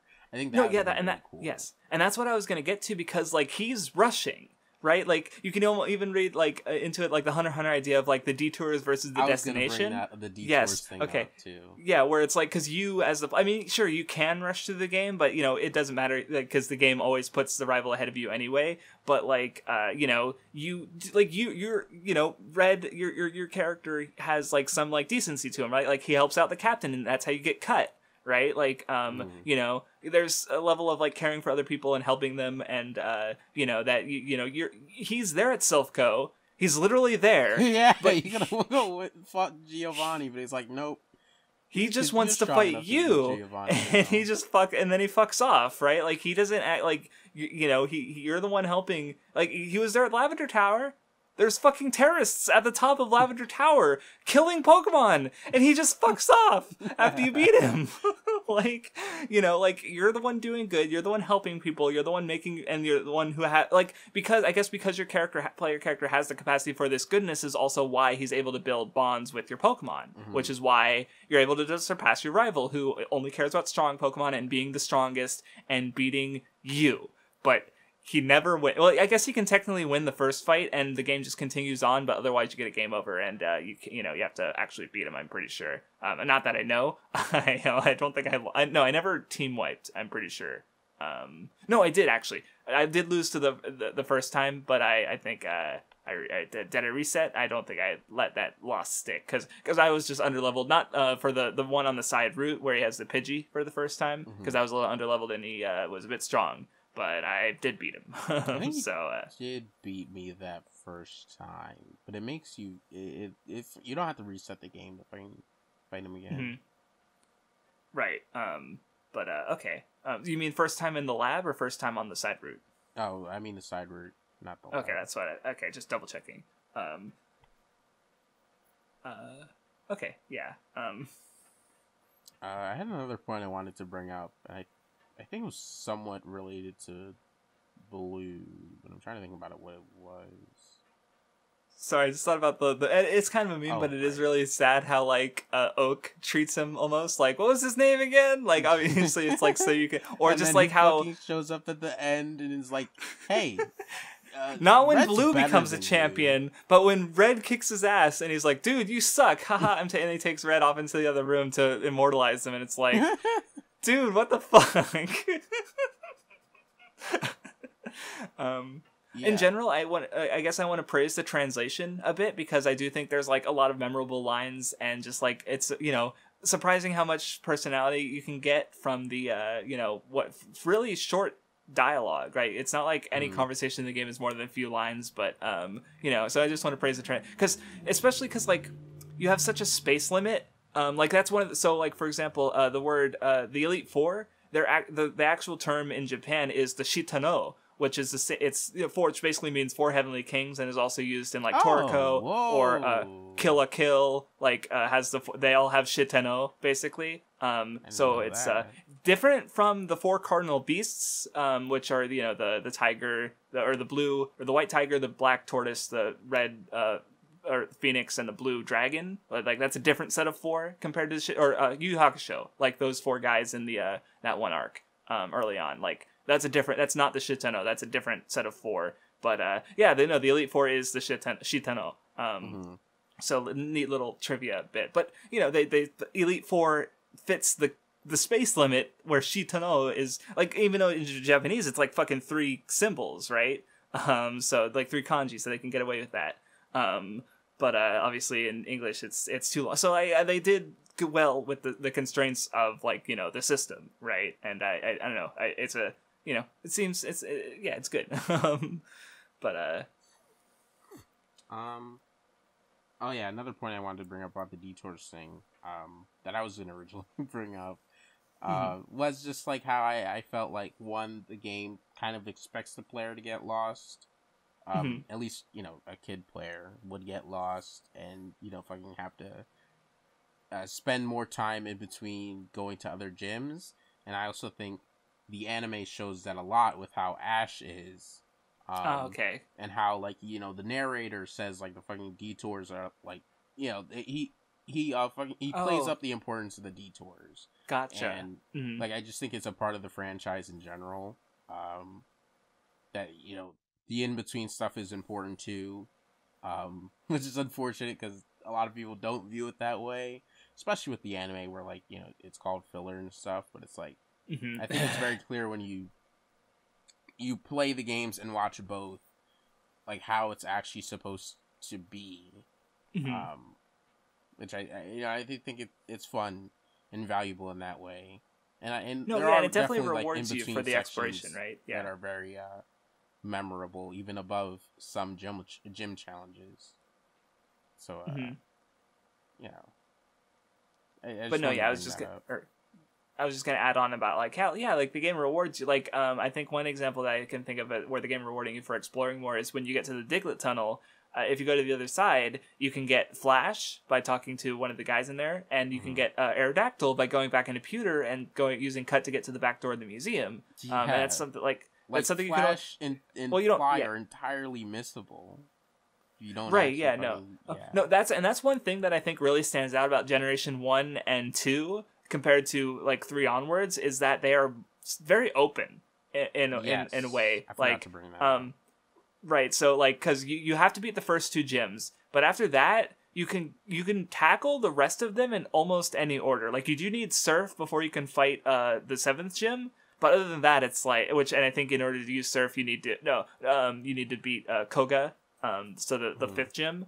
But aside from that, it's you also need to get strength by beating Celadon's gym, but you don't actually need strength to get to the 7th gym because you can just go to Pewter or to Pallet Town and surf that way and take the back street, which is funny to me because you don't Seafoam Islands is optional. Like it's just really open, and it is kind of cool how you can just like ignore gyms or just parts of the game if you want to, not everything, but to a degree. And like you get some of that in 2nd generation, not quite as open, but once you get Surf, you can go like fucking 2 or 3 different, or you can go 2 different directions basically, which is still cool. But obviously, and like especially like I think the one where it's very obvious and noticeable is Black and White, because the region is literally a fucking oval. Like it's literally a straight line basically, and it's kind of very transparent about being linear. Which I understand, but it is definitely like something that has been lost from that compared to the early generations. I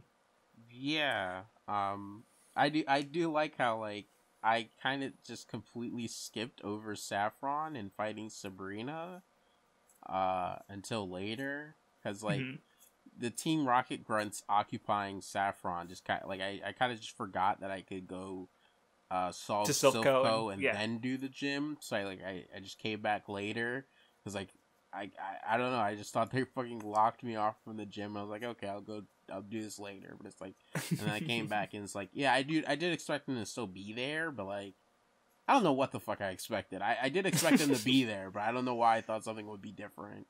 So that's when I did Silph. So it's like kind of funny in the sense that like, since Sabrina ended up being my 7th gym, I beat Giovanni, and then I did Sabrina real quick. Then I beat Giovanni again. Just beat him up 2 times. You again, go away! Like, that's really funny. The proximity of it is because see, with mine was less entertaining with my not sequence breaking, but like doing things and being casual about it is like because I wanted to get my team as soon as possible. So I think I skipped over the I think I did do the 3rd gym just because I had Nidoking and I was like, I'll just fucking tear through this real easily. But I did wait on the 4th gym until I basically went and did the game corner. And that so I can go through the Pokemon Tower, the Lavender Tower, so that I could get the Pokeflute, so I could wake up Snorlax, so I could get the Super Rod, so I could fish up Slowpoke. And so which maybe not the best timing because then I had to go through Celadon Gym trying to level up a water Pokemon. Not necessarily I mean, he had Confusion, and literally every fucking grass type in the game except Tangela is also poison type, which is, why are there so many fucking poison Pokemon in this fucking game? Please stop. Not every grass type needs to be grass poison. Please make it stop. They did, but not in this game. Yeah, but it's just really cool how you can, like Vindy was talking about how like you can get Aerodactyl fairly early, like you just get cut, and then you just try to get surf as quick as possible, and then you take the back door from Pallet Town to Cinnabar, and you can get Aerodactyl when you technically only have like 3 badges. I mean, Koga's not the easiest. I mean, well, his Pokemon are fairly high leveled, but also Poison is pretty weak to like ground and stuff, like common types, and he's got a lot of bugs too. So, it's just interesting to think about how you can have fun, like go through most of the game with Aerodactyl if you think about it. I don't know. Pokemon, it's just like the open-endedness has a lot of like replayability, I think, in that way. I really like it. I honestly would very much want to see what a newer game trying to do that would be like. Ooh, aside from like a fucking Let's Go just a remake.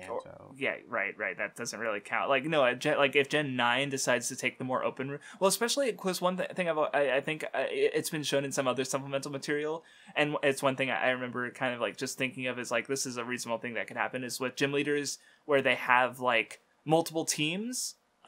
So like it would be really cool to have an open game where like each gym leader scales with the badges you have, right? If you fought, if you did Gen 1 like that, if you fight Brock as your first gym leader, he still has Geodude and Onix. If you fight him as your 8th gym leader, he has fucking Steelix, Golem, he has like 5 Pokemon, right? Or something like that, where he's actually like, maybe like his team in Gen 2 or something like that, right? Like that, which is, that would be really cool to see a game do that, which would add to the replayability because there's like how many different combinations, and like every gym leader has 8 different teams that you could fight in any given playthrough, which is just like or one each in any given, like that would be cool. Maybe hard to balance because that's one thing I was definitely thinking about is because I think you asked me a question about like the type advantages, and I think especially early in the game they very much give you Pokemon that are effective, right? Where like Brock's pretty easy no matter what, but they do give you you have access to Butterfree, who has Confusion, which is a special attack, so it can hit their low special stats. They give you Grass Pokemon right before the second gym. They give you Diglett's Tunnel is right there next to the Electric Gym. Growlithe and Vulpix are available right outside of Celadon. And after that, I don't think it's very, you have enough in the game that you can pretty easily find anything you need, need to counter stuff at that point. But, I definitely noticed that they give you counter Pokemon right before the gyms that you could use them in, basically. So, yeah. And, I do understand why Pokemon wouldn't get back around to doing the Gen 1 kind of Gen 2 thing again, just because it's like the newer games do like to have more of an emphasis on narrative, which makes it harder to build it. That's true. Right. Well, and I think the other thing...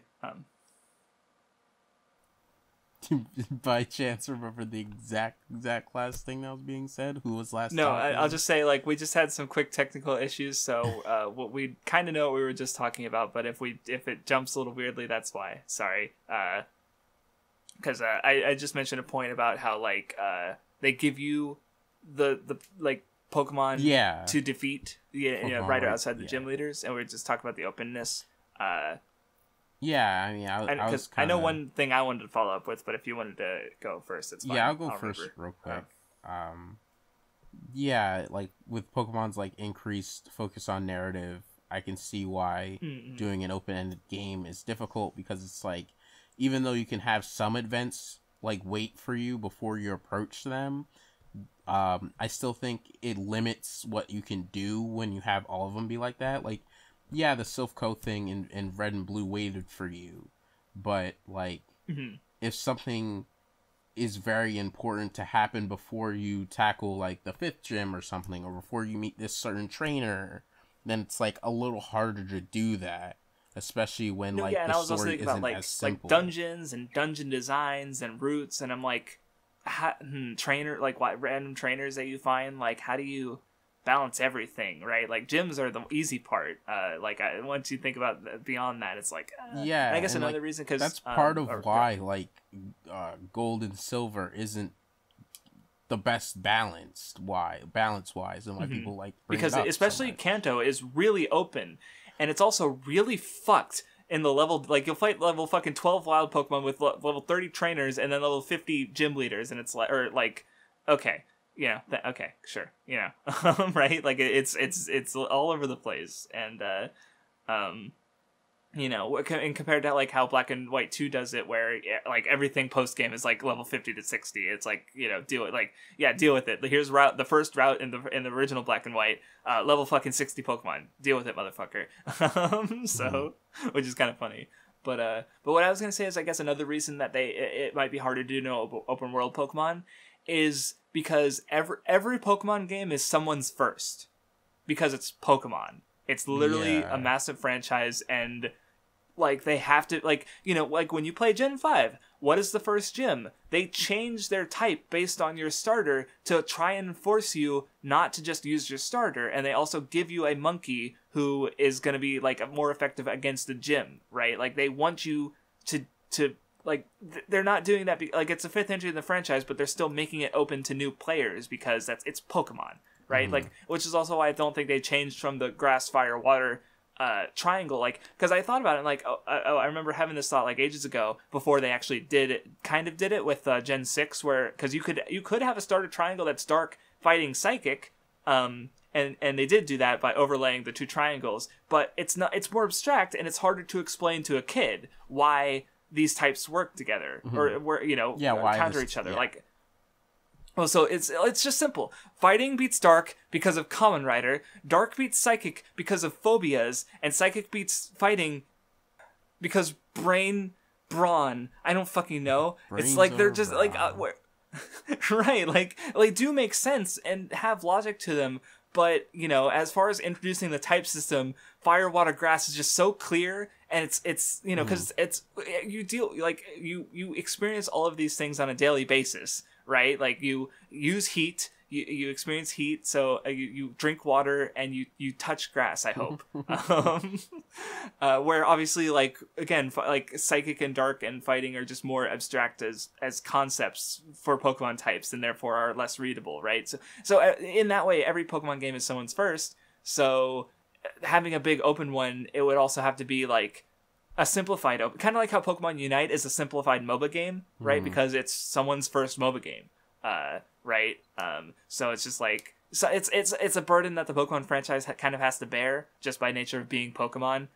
So as cool as it would be to see a more even, I mean, I guess they could still do a more open game like Red and Blue, in some way, but I don't know. It would be neat, even if it's not a full open world game. Legends Arceus might end up being kind of like that, but it is a different type of Pokemon game in other ways, and it isn't like I don't know if it's like exactly the same kind of thing that we're talking about. But no, I did think I should at least bring it up that one because it'll be just say Legends Arceus, because we don't really know. Because we don't know. It's not out. We don't know how it's gonna be yet. It might be the most linear, very linear. I have no fucking idea. But we can't really tell from what little we've seen of it.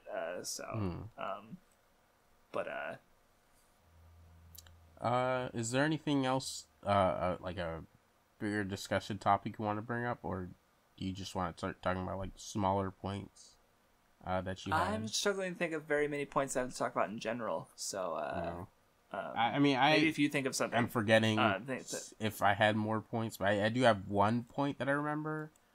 Which is, you know, it's pretty small, but another thing, like, between the games and the anime that I wanted to bring up was just kind of how, you know, I can see how Red in the game was probably supposed to be more like Ash's in the anime. just because like yes, I did notice like small things in the game where like you would try to open a locked door and he would say "darn it," or like, you know, just like little. Well, you know, I don't know if he's necessarily saying "darn it," but the text is saying "darn it," so it's like kind of like I feel like it's definitely he has a voice, right? And like I think the most notable example of you hearing his dialogue is when you talk to the copycat in Saffron City, because all the dialogue that comes out of Copycat's mouth is implied to be coming out of Red's mouth, basically, and it's very normal, like, you know, nice, like normal kid kind of dialogue, right? Because what you were, especially what this discussion I saw, you guys brought up how Gold and Silver took the more stoic, like silent protagonist thing with him, right? Where instead of giving him the personality that he does have in Red and Blue through those little bits, he just ... and then you fight, you know, one of the highest level Pokemon trainer, you know, in the game, in any Pokemon game actually, right? So it's right, no, which, you know, it is, yeah, 'cause I guess that's another thing that maybe people might forget, because like he totally has characterization as a silent protagonist. Yeah, people in just shit on Ash, but like fucking Red was supposed to be more like Ash, and he is more like Ash in like the manga and some of the other things where he like fucking has a personality. Right, and you know, I think when people think of like him as stoic, they just think of him as cool, but I don't know. I tend to think of that. I don't know, like, yeah, I do kind of prefer the normal ass kid version of Red. Like, not that I dislike the stoic one, but it's just like, yep, you sure are a nice big reference to the older games. Good on you. Like, that's cool. Yeah, I guess. Like, I don't think it's bad, and like, you know, I do think Vindy brought up some good points about him when we were discussing him, but I do think this, like, him becoming stoic was taken like a step too far, probably, like in that they kind of make it too fucking weird that he like just doesn't fucking talk. Like, it would be one thing if, like, you know, he went from a kid who's probably kind of implied to be like Ash to being more mature and right, especially because I think, which, see, now that you mention it, because I thought I saw someone was playing through, I think, Heart Gold or Soul Silver, and they were posting some screen caps of like some of, you know, Blue's dialogue, and I was just thinking about, like, just now about how, like, oh yeah, I guess he does change a little bit. You know, I mean, he's still kind of an asshole in some ways, but, you know, I was just thinking about it. I was like, damn, you know, I'm looking forward to play Gen 2 now. With, you know, fresh off of Gen 1, right? Though obviously we have, but so I don't know. It's just I'm more excited to play Pokemon games now. Yeah, I'm excited. Like, I'm really excited to play Gen 2, but we have to play Pokemon Yellow. So I mean, like, you know, Yellow does have a few neat things, but it's like, you know, I don't think it's like a much shorter episode. I think because yeah, like, it does have some anime stuff in it, but it doesn't take it like super far overall. From what I remember. No, yeah, I feel like if we talk about most of our discussion, will probably be talking about like our differerences in playthroughs, where like, because you know, like, we have to wrangle, like, this time we both had Electrode, next time we're both gonna have Pikachu. Yep. Right, and that'll affect. They also give you all three of the starters, so that'll affect how we do our teams, right? So, you know, so we'll have, and we might have some quirks like we talked about, where like, oh, I was able to beat this trainer this way or whatever. So, but I feel like that, because yeah, there aren't a lot of differences between Red and Blue and Yellow. So, you know, but oh yeah, one other point I wanted to bring up was Giovanni, after you beat him last time, saying he wants to go study Pokemon. I completely forgot that was a detail. I'd never like, obviously at some point I would have had to known that because I played the game before, but it still feels like I didn't fucking know that. Like, I never think about that because it's nobody brings that up, that he decided to go study Pokemon. Other Pokemon media don't bring that up. No, yeah, because I was just thinking about how in the anime, like, some obscure thing that maybe brought it up, but like, I don't fucking see that. No, yeah, because you did remind me about the anime, like, kind of avoids Giovanni, right? Where, like, because he kind of has to be this boss authority figure to Team Rocket, you know, Jesse and James, and so like I think he does beat you know, Gary, but I don't think he's ever confronted Ash, right? I think which he is confronts obviously Ash like in Gen 5, which is fucking, it's Gen 5. It's fucking far away. What? Yeah, I'm pretty sure there's this whole thing with him in Gen 5. that I've seen like little clips of because I never got that far. And Gen 5 has like Jesse and James being way more serious than usual at a certain point. I do remember that. Yeah, because Gen 5's kind of contentious, if not unpopular. Yeah, for the anime, so from what I've heard. And I stopped watching by that point. But okay, yeah, I didn't know. Interesting. Okay, but yeah, like I was just thinking about because as a kid, I'm expecting it to be more like the games, and then they don't do. Okay, it's different. That's fine, and and it's literally been 20 years since I watched any of it. So, or not any of it, but any of Gen 1. So, another point I wanted to bring up based on the Giovanni thing that made me that came to mind after hearing him say that was just how like I feel like in the Pokemon world, the natural endpoint for a trainer when they accomplish their goal of becoming the champion is just to study Pokemon. Because like I think it just happens so often where like for example, Oak was mentioned to be a strong trainer, but now he just studies Pokemon. Giovanni, he was a really strong trainer, but then he just ended up studying Pokemon. Fucking like the rivals you have later who end up quitting being a trainer decide to study Pokemon. There's not much to do after you like hit your highest point with like fucking fighting with battling with Pokemon, other than the study of Pokemon.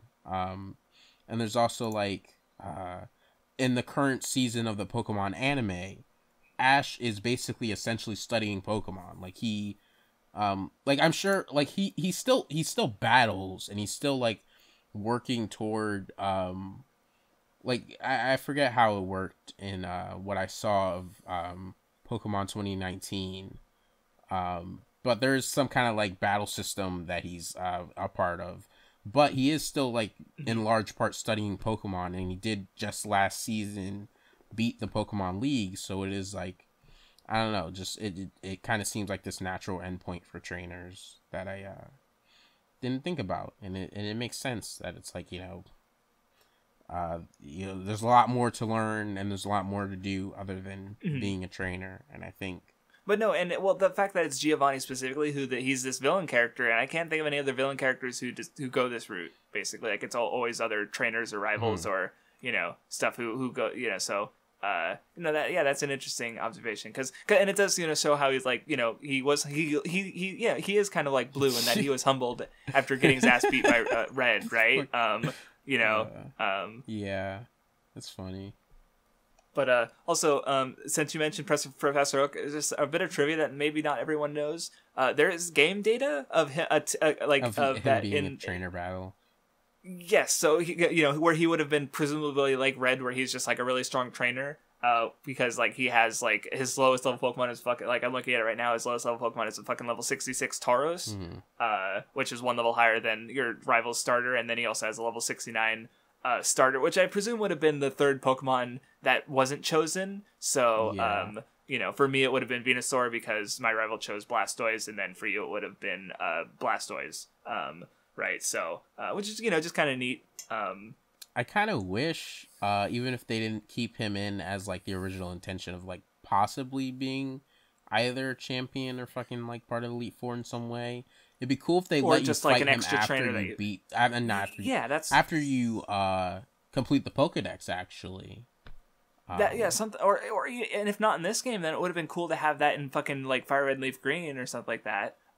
Or Let's Go Pikachu and Eevee, it would be really cool to be able to fight Professor Oak because but oh well. I mean, he did retire, and Agatha says fucking like shits on him for retiring, but it's like I guess it right, like the implication is there that he was right. Well, and I think also the implication like because he's the one who inducts you into the Hall of Fame, like the implication was like he's been there himself as a Hall of Famer, right? So him getting that payoff and seeing his Pokemon team would have been really neat, right? But oh well. So the last topic I want to talk about, or the last point I remember that I want to bring up, unless I remember anything, what do you think about the Gen 1 Pokedex in particular? Like the selection of Pokemon to choose from, basically? Or like, do you have some favorites here? Do you have a bunch of ones you think are shit? Like, I think it's a solid bunch of Pokemon, and it is a pretty great foundation, but I do think people...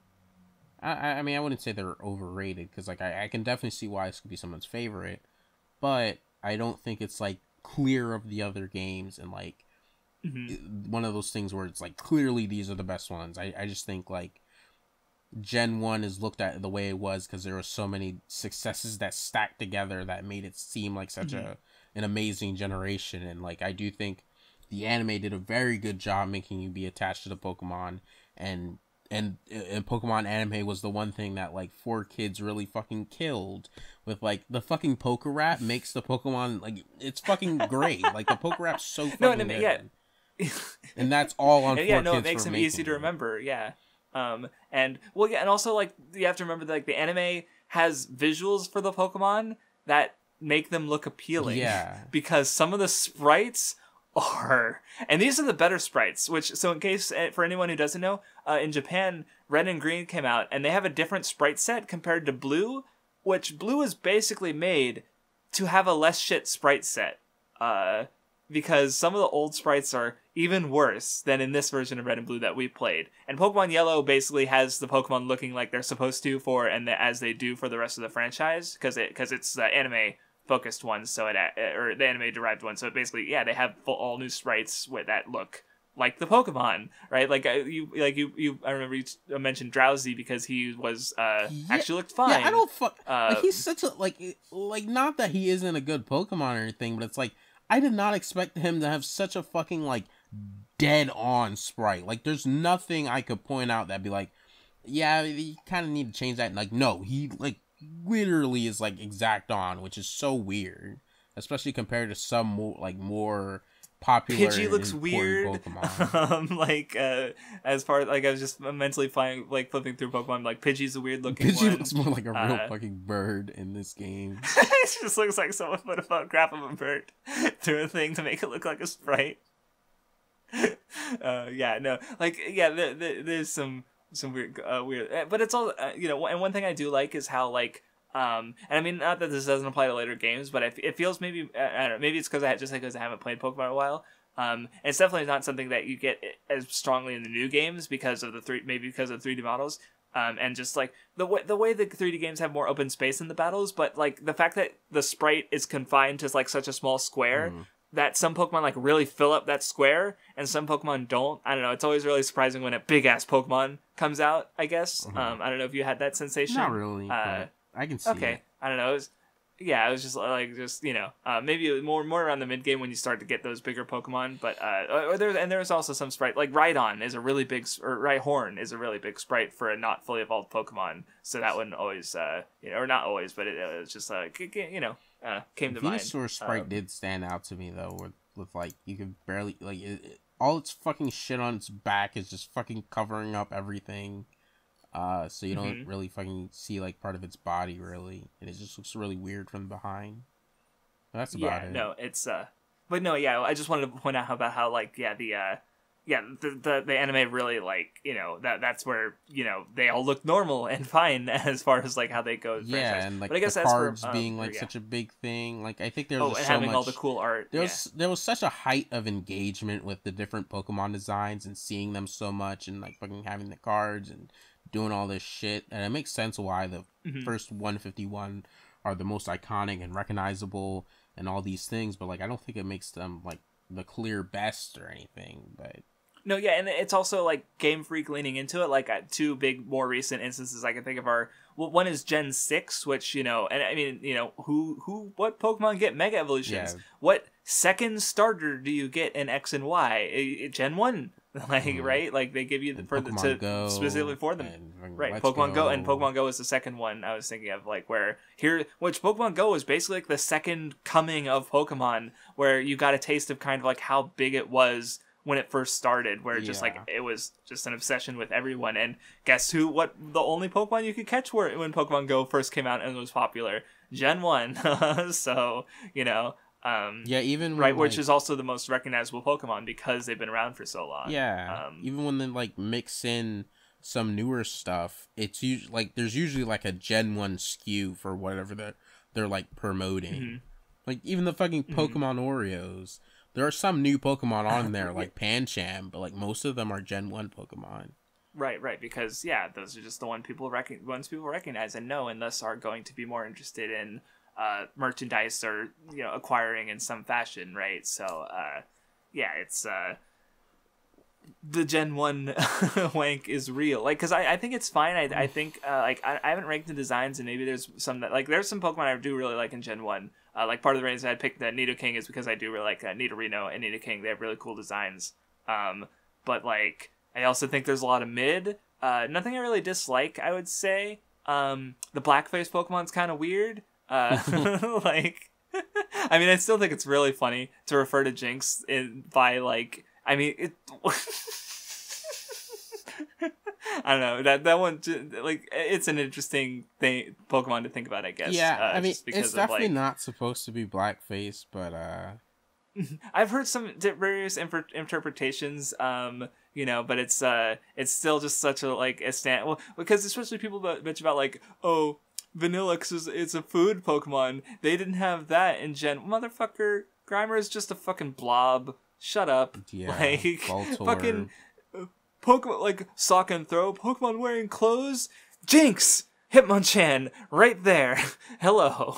Like, people just, giving later generation shit. And not that you have to like the generations and the later generations Pokemon, but just, like, at least if you're gonna shit on them, be balanced or be fair. Mm-hmm. Like, recognize that Gen 1 has a lot of the same things that later gens have. I don't know.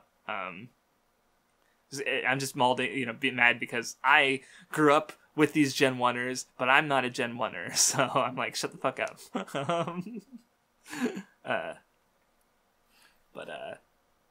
Yeah. I mean, you already said some of your favorites from the gen, right? Like, let me think of some other ones. I do like all the starters.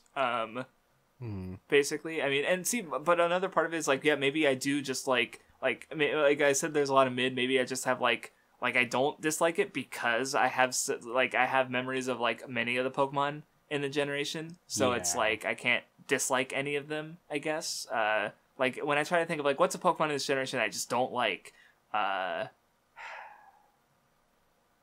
literally can't think. Like, I Sea King's just a fucking fish, but also, fuck yeah, Sea King! Like, he's a meme. It's funny. I don't know why. I'm broken. So, like if there's anything I dislike, it's just, like, I don't know. I mean, some Pokemon I think would be cool to use, but you get them so late in the game, like Electabuzz, that, like, it's just not feasible to use them, or some Pokemon like Seadra's fine, but Kingdra's really cool, but that's not in this generation, so it's like, whatever. Like, I don't know. Well, some favorites of mine are obviously the Bulbasaur line. It's like just one of my favorite Pokemon in general, like top 5. Okay. I do like Magmar a little bit more than I used to, because it's like I didn't dislike him ever. Yes. But just fucking naming him Lashitma just made me like fucking like him. Using a Pokemon will almost always make you like them more unless they just suck complete dick and it makes you hate them. Because maybe that's part of the reason I also like, because Gen 1 is the Pokemon there have been in the most games, so like I've used them in a lot. Like, even like if it hasn't been in Gen 1, like I remember Pidgeot and Golem I used in Pokemon Gold version. And so, like, I'm attached to them because I had them on one of my, a team that I really remembered and think back to, even though they weren't, so or Venusaur. Like, even if I didn't like Venusaur, which I do, like, I had some fun with Mega Venusaur playing competitively in Gen 6 because he has thick fat. So he's like he's only weak to like fucking flying, and I remember beating the shit out of a Mega Charizard X with him, and I felt good because my Mega Venusaur beat your Mega Charizard, eat shit, right? Like, he's just, I've just been with him for so long that it's, it's all, I'm like, there's definitely Generation 1 at Pokemon I don't have, many memories with, to some degree, but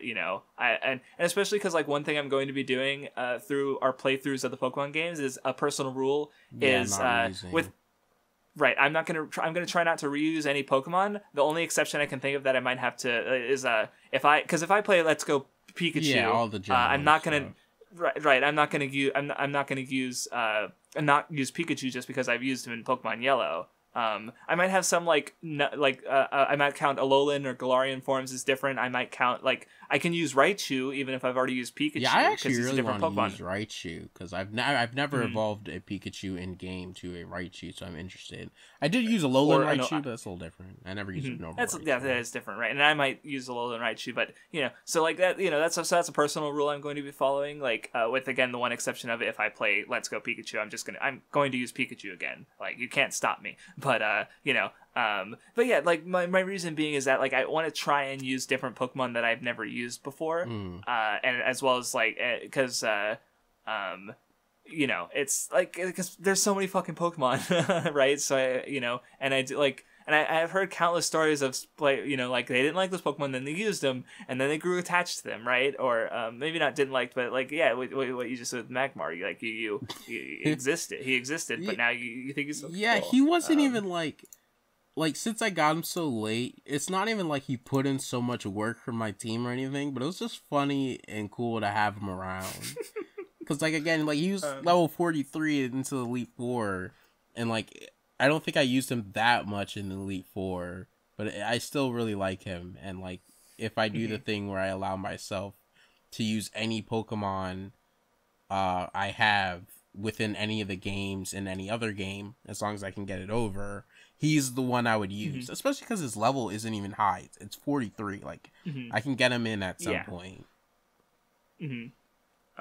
And yeah, I guess with me, I don't think my opinions changed majorly, but I was glad. I specifically wanted to use Slowbro because I knew he was really powerful because he got amnesia, and it paid off. And I'm yeah, fuck yeah, Slowbro. He just, I got to destroy the champion with him pretty much. So that was, and he was only 15 levels under leveled, but he still managed to take out quite a few of the. It was it was great. So, but yeah, I think I'm almost done. Are basically done. I had some things about my team that I wanted to bring up a little bit. Okay.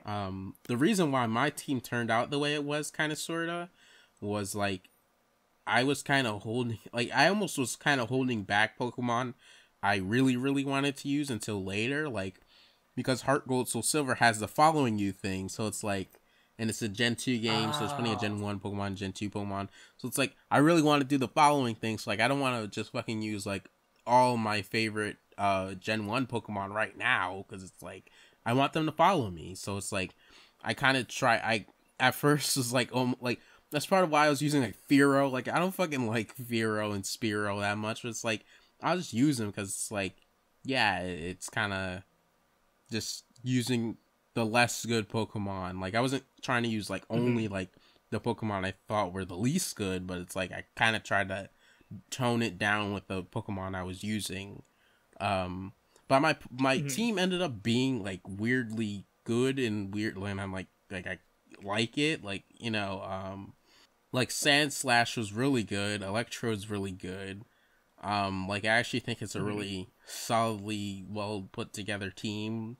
And Pokemon. And one really thing I like about it is that there's a nice color balance between them, because I look at mine and it's just there's just so much red. It's almost I'm why did I pick this team? It's just not appealing together visually. Where your team, you got a green one, you got a blue one. I mean, I do have got the two a red yellows. One. You got 2 yellows and 2 reds, but even then, the white on the Electrode and the brown and the Sand Slash kind of, I feel maybe the Magmar being red and yellow, but I don't know. It's not as dominant as me just having it's a purple, a pink. And then I think that's a brown, but then also just even in general, they're all warm colors, right? So but yeah. I mean, I'm still satisfied with the team. I like them. Yeah, I do like my team as well. And not all of them are Pokemon I haven't used before, but I don't think I've ever beaten a game with an Electrode. I have used Vaporeon at some point. I don't know if I've beaten one the game. Yeah, see, I'm pretty sure I probably used a Vileplume, and I definitely used, obviously, I've never used a Charizard. Shut up. Yes, you have. Everyone's used a Charizard at some point. But I think everything else, maybe Electrode, but for the most part, no, I definitely used Electrode in like Gen 3. But I think Nidoking, Primeape I've never taken to the end of the game, and Slowbro, I've definitely never used. But, so, you know, yeah. So I think that about covers it. Yeah, that's about it. I do right. think. I mean, do you want to like number rate the games or? I mean, I personally gave it a 7 out of 10 because, like, again, like are there problems with it? Absolutely, but like it's still just a good core fundamental Pokemon experience that I just, you know, I still like it. Like I've only grown up with the franchise. It's like it's really good. Like, you know, I still like, even if, you know, this game is just, you know, like I had a fun time with the game.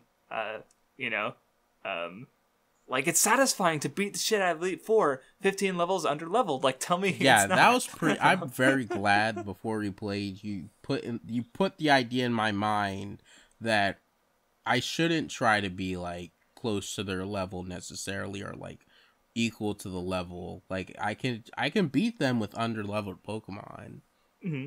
Right, like there's a reason people do Nuzlockes to make it more challenging, right? Because like the game is this, especially, I mean, obviously later games are going to be more challenging. I'm kind of curious to see how, because like in this game I didn't need to grind. I just fought all the trainers. I usually fought wild Pokemon, and even though I was way underleveled, like the game, you know, just by using type advantage, I played on. Did you play on set or Switch? I played on Switch. I didn't really mess with the settings. Did you play on set? Okay. I played on sets, so it was, that's probably why the grass gym was a little harder for me, because I couldn't just like, oh, they're gonna send out this. Do you want to switch your Pokemon? Like I had to switch in onto moves, which meant getting hit by powders or wraps. So I couldn't just switch easily. So that might have been, I probably should have mentioned that way earlier. But you know, so yeah, even with that, but I still, you know, had no problem beating the game, like just with that no grinding, and it would be really cool if that carried over to the other Pokemon games. But obviously that will depend on like Gen 2. I think Gen 2 is like the major thing where it's like no way. Yeah, I mean, maybe if I play really smartly, because that's the thing, is like it's not like we're playing Nuzlocke, right? Like we can use items. Yeah. Like I didn't feel like I was abusing the items, but I was like healing up between round, maybe using like a full restore in one round, compared to when I beat Omega Ruby and Alpha Sapphire 15 levels underleveled, where I used revives to stall out Steven as his Metagross burnt to death. Okay. Like that's exploiting the mechanics a little bit. So that one I don't feel is earned necessarily, even though I still think it's funny. But you know.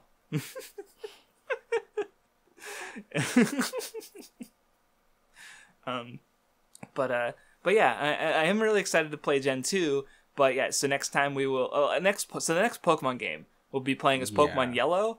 I was thinking that at least in between, because there's another couple instances where we play like the same game twice in a row, which is, I think the next ones are Gold and Silver to Crystal, and then Diamond and Pearl to Platinum, where there isn't a different generation game to break up the third versions, basically. So we might play something else. We might talk like maybe it'll be Mendel Palace on Ultra 7. Maybe it'll be Mother 1 and 2. I am playing the first Megami Tensei game, but I'm not playing that for the podcast specifically. I'm playing it because I fucking wanted to. And so and it's also not a game that I think none's going to be excited to play. And I mean, I'm not hating it, but it's just like, it's not, I don't know. You saw my fucking naps. Like, you called me a fucking nerd. So, you know, maybe you're not exactly excited to play it. I don't know.